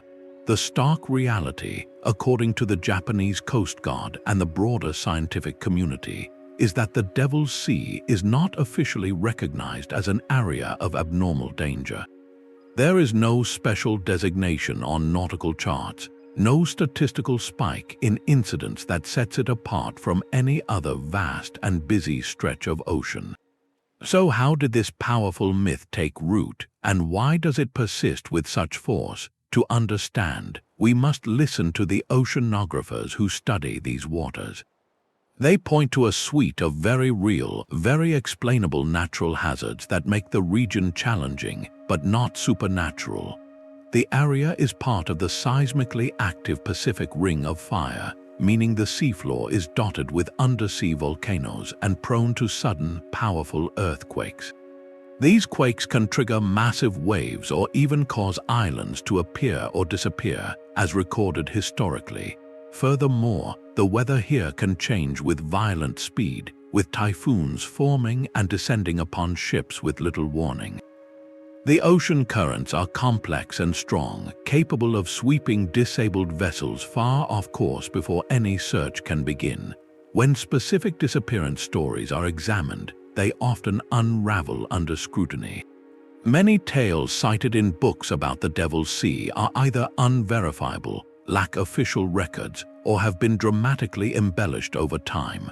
Some vessels listed as missing were likely lost to the very real storms or volcanic activity of the region, their fates tragic but not mysterious. Other accounts have been traced back to pure fabrication, invented to fill the pages of pulp magazines and later repeated as fact. The origin of the modern myth can be pinpointed quite clearly. In the 1950s, a Japanese writer published a series of articles and later a book describing the mysterious disappearances in the area, drawing a direct parallel to the then emerging legend of the Bermuda Triangle. This captured the public imagination at a time when fascination with the unexplained was soaring. The comparison is telling, as both zones of mystery share a similar blueprint. They are not fixed locations with agreed-upon boundaries, but rather vague areas where ordinary maritime and aviation tragedies are collected and reinterpreted through a lens of the paranormal. The psychological appeal is powerful and universal. These stories transform the vast, impersonal, and often terrifying ocean into a place of narrative. It is less frightening to think a ship was taken by a mysterious force than to accept it was simply overwhelmed by a wave no one saw coming. Creating a zone of mystery on a map gives us a sense of control, a place to project our ancient fears of the deep, making the unknown feel named and contained, even if that container is labeled danger. Why do we feel this need to mark certain corners of the world as inherently enigmatic? Perhaps because it reminds us that despite our satellites and sonar, the sea still holds dominion over its own secrets. It allows for the possibility of wonder or terror, on a scale that modern logistics cannot explain away. This human impulse to find pattern and meaning in tragedy, to weave a story where the environment itself is a character, leads us from a manufactured mystery of the Pacific to a genuine, physical puzzle resting on the ocean floor, a structure so anomalous that it forces us to question whether we are seeing the work of nature or the drowned architecture of a forgotten age. Thousands of low, grassy domes rise from the earth in perfect, uncountable repetition. The Mima Mounds of Washington state are a landscape of gentle mystery, a prairie transformed into a vast, undulating honeycomb. For over a century, scientists have stood before this spectacle and debated a single, simple question: what force of nature could create such uniform, widespread order? The mounds themselves are modest in scale, typically only a few feet high and 30 feet across, but their power lies in their numbers. They blanket the land in the tens of thousands, a patient, rolling pattern that seems too deliberate to be random. The leading answer to this riddle is not a cataclysm or a glacier, but a creature small enough to hold in your hand. Geomorphologists who study the site champion the work of the pocket gopher. These solitary, industrious rodents are nature's relentless engineers. Over generations, perhaps millennia, each gopher colony methodically pushes loose soil and small rocks upward as it expands its underground tunnel network. This slow, collective displacement, repeated by countless colonies across centuries, gradually builds the distinct mounds. The evidence is compelling. Active gopher colonies are found within the mounds today, and the soil composition matches the loose, rocky till that the animals would naturally excavate. This theory transforms the landscape from a static artifact into a living process, a monument built not in a single event, but through the accumulated labor of tiny architects working in deep time. Alternative ideas have been proposed, of course. Some researchers have pointed to seismic activity, suggesting that the shaking of earthquakes could have sorted the soil into these neat piles. Others have looked to the retreat of glaciers, wondering if melting ice left behind a pattern of debris. Yet these explanations struggle to account for the mound's remarkable consistency and their specific location on certain soil types. The gopher hypothesis, while humble, fits the evidence with elegant simplicity. This is not an isolated wonder. Similar mound fields, often called pimple mounds or prairie mounds, appear in other regions, from Louisiana to South Africa, suggesting that this is a widespread ecological and geological process. In every case, the interaction between life and land is the central theme. The Mima Mounds Natural Area Preserve protects one of the finest examples of this phenomenon. Walking among them, you are traversing a dual landscape, one of geology and of biology. The mounds create a unique micro-ecosystem, with slightly drier tops hosting different grasses and wildflowers than the wetter hollows between them. This variation fosters greater biodiversity, turning the plain into a patchwork quilt of habitats. What does this teach us about the scale of time and the power of small, persistent actions? A single gopher moving a mouthful of earth is an insignificant event, but that action, multiplied by millions of individuals over thousands of years, becomes a force that sculpts the very horizon. The Mima Mounds are a testament to incremental change, a reminder that the grandest patterns in nature often begin with the quietest of impulses. They challenge our search for monumental causes, asking us to see the profound artistry in life's slow, collective habits. If such humble activity can shape a prairie, what other vast and beautiful formations might be the work of unseen, patient forces we have yet to fully appreciate? This contemplation of Earth shaped by life leads us to a final, profound category of ancient mystery, where the forces at play are not biological, but potentially celestial, and the questions they raise touch the very nature of human consciousness and our place in the cosmos. The air itself can sometimes speak with a voice like thunder. Along the shores of lakes and coasts around the world, from the quiet waters of upstate New York to the river deltas of Bangladesh, people have reported a strange and unsettling phenomenon for centuries: sudden, explosive booms that rattle windows and shake the ground, with no visible source in the sky and no explanation on the seismographs. These are mystery booms, and one of the most famous and persistent examples echoes across the Finger Lakes region of New York, known locally as the Seneca Guns. The name itself evokes a sense of history and conflict, but the sounds are far older than any canon from the colonial era. Reports in newspapers and community logs date back to the early 1800s, with settlers describing sounds like distant artillery or a heavy door slamming in the sky.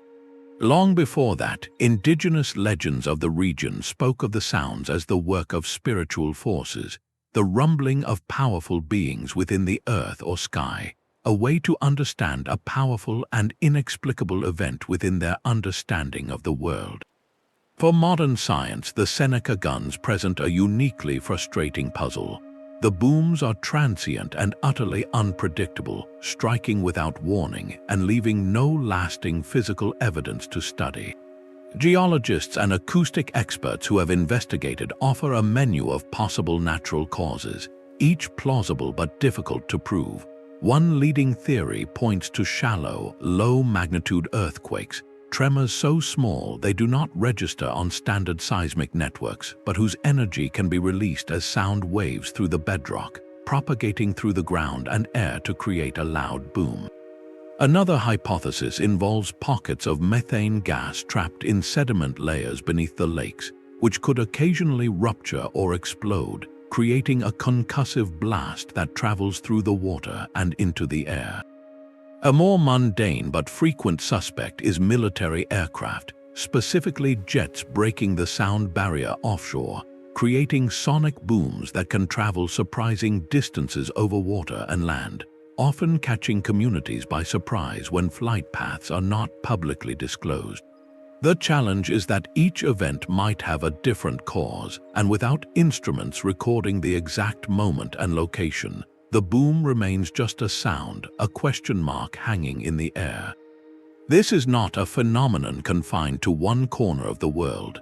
In Bangladesh, the Barisal Guns have been heard for generations along the Ganges Delta, described as a deep, rolling cannonade coming from the direction of the sea. Coastal communities in North Carolina report similar booms, sometimes called the Moodus noises in Connecticut, a name borrowed from a Native American word meaning place of noises. What ties these events together is their elusiveness. In an age where we can map the ocean floor and photograph distant galaxies, a simple sound can still defy explanation. Community science efforts have become crucial in the search for answers. In areas prone to the booms, residents have formed networks to log each event, noting the precise time, their location, and a description of the sound. This crowdsourced data, when mapped over time, can sometimes reveal patterns or point to a common epicenter, providing valuable clues for researchers who cannot be everywhere at once. One illustrative report from a lakeside homeowner might describe the event as a single, sharp crack that shook the china in their cupboard at 3 in the afternoon on a clear, calm day, with no planes in sight and no subsequent news of any seismic activity. What does it mean that our world can still produce such a fundamental, physical mystery? It speaks to the complex and often hidden interactions within our planet's systems, the slow shifts of rock, the migration of gases, the propagation of sound through different mediums.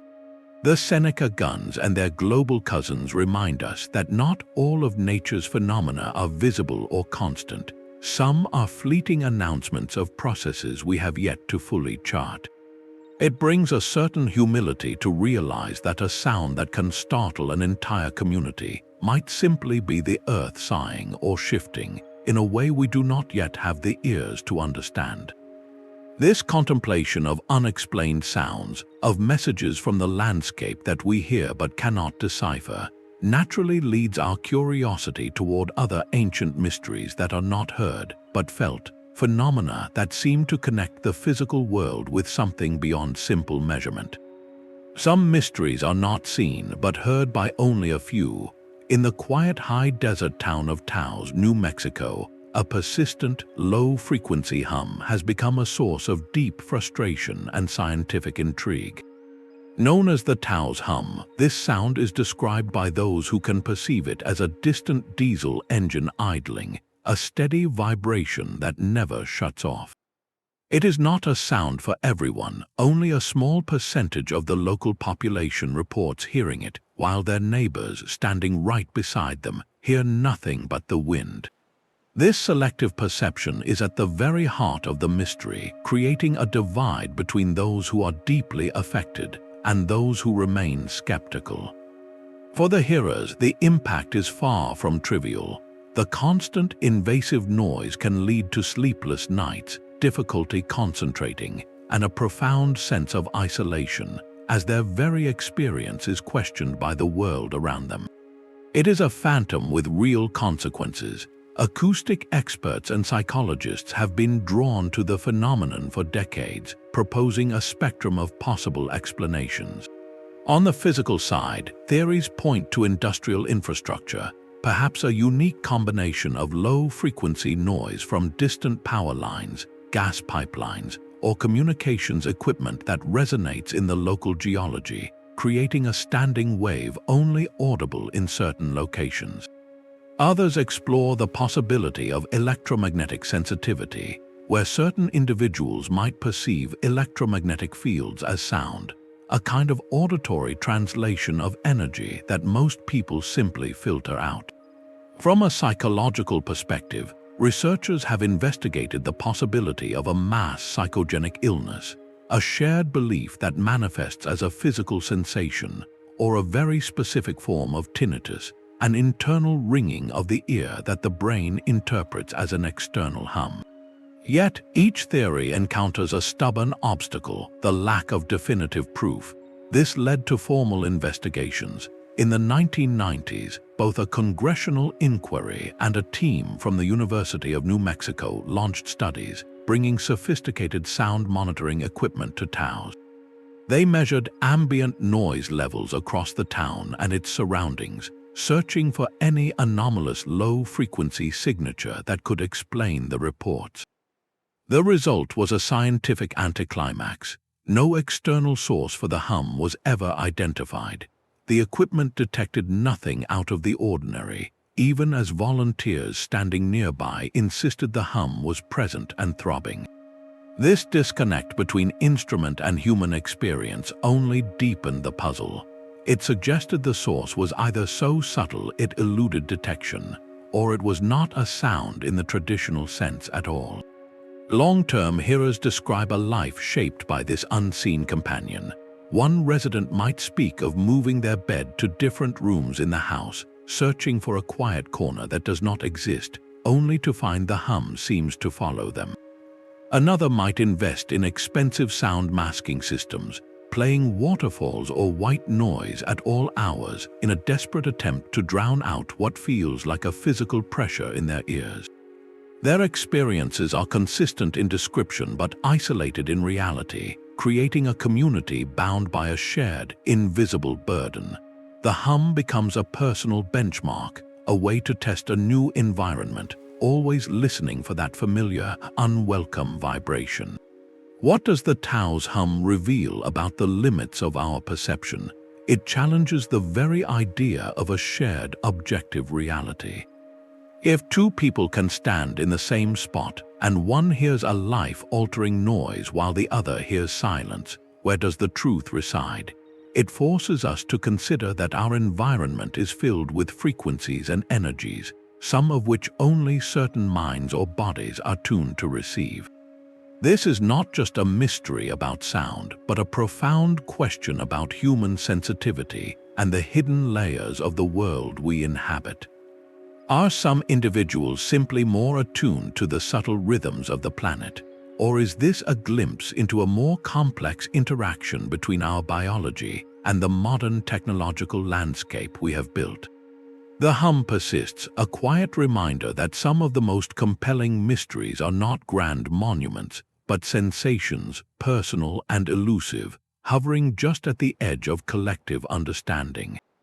The streets of Strasbourg became a stage for a terrifying, involuntary performance. In the sweltering summer of 1518, a woman named Frau Trophia stepped into a public square and began to dance. This was not a celebration but a compulsion, a frantic, jerking movement she could not stop. She danced for hours, then days, until her feet bled and her body screamed for rest. Within a week, dozens had joined her, and by the month's end, the city was gripped by a frenzy, with hundreds of men, women, and children caught in the same uncontrollable urge to dance. They writhed and leaped in the streets, their faces often showing expressions of anguish and terror rather than joy, some dancing until they collapsed from sheer exhaustion, with a number succumbing to heart failure or stroke. The authorities, utterly baffled, made a decision that seems surreal to us now. Believing the afflicted simply needed to dance the fever out of their systems, they cleared a marketplace, built a large wooden stage, hired musicians to play lively tunes, and even brought in professional dancers to encourage them. This intervention, of course, only made the epidemic worse, amplifying the hysteria and the physical toll. To understand this event, we must hear the silent screams of the era. Historians note that the years leading up to the plague were a time of almost unimaginable hardship in the region. Severe famine had gripped the land, harvests failed, and prices for grain soared beyond the reach of ordinary people. Disease was rampant, and the shadow of the recent Black Death still loomed large in cultural memory. Social structures were strained to breaking point, with widespread poverty and a deep, pervasive anxiety about the future. In this cauldron of despair, the human mind sought a physical outlet. Medical anthropologists today classify the dancing plague as a profound example of mass psychogenic illness, a phenomenon where extreme psychological distress manifests as physical symptoms in a group. It is the body speaking a language of collective trauma when words fail. One compelling theory points to a biological trigger layered on top of this social tinderbox: ergot poisoning. Ergot is a fungus that grows on damp rye, a staple grain of the time. When consumed, it can cause convulsions, spasms, hallucinations, and a burning sensation in the limbs, symptoms that could easily be interpreted as a mad, unstoppable urge to move.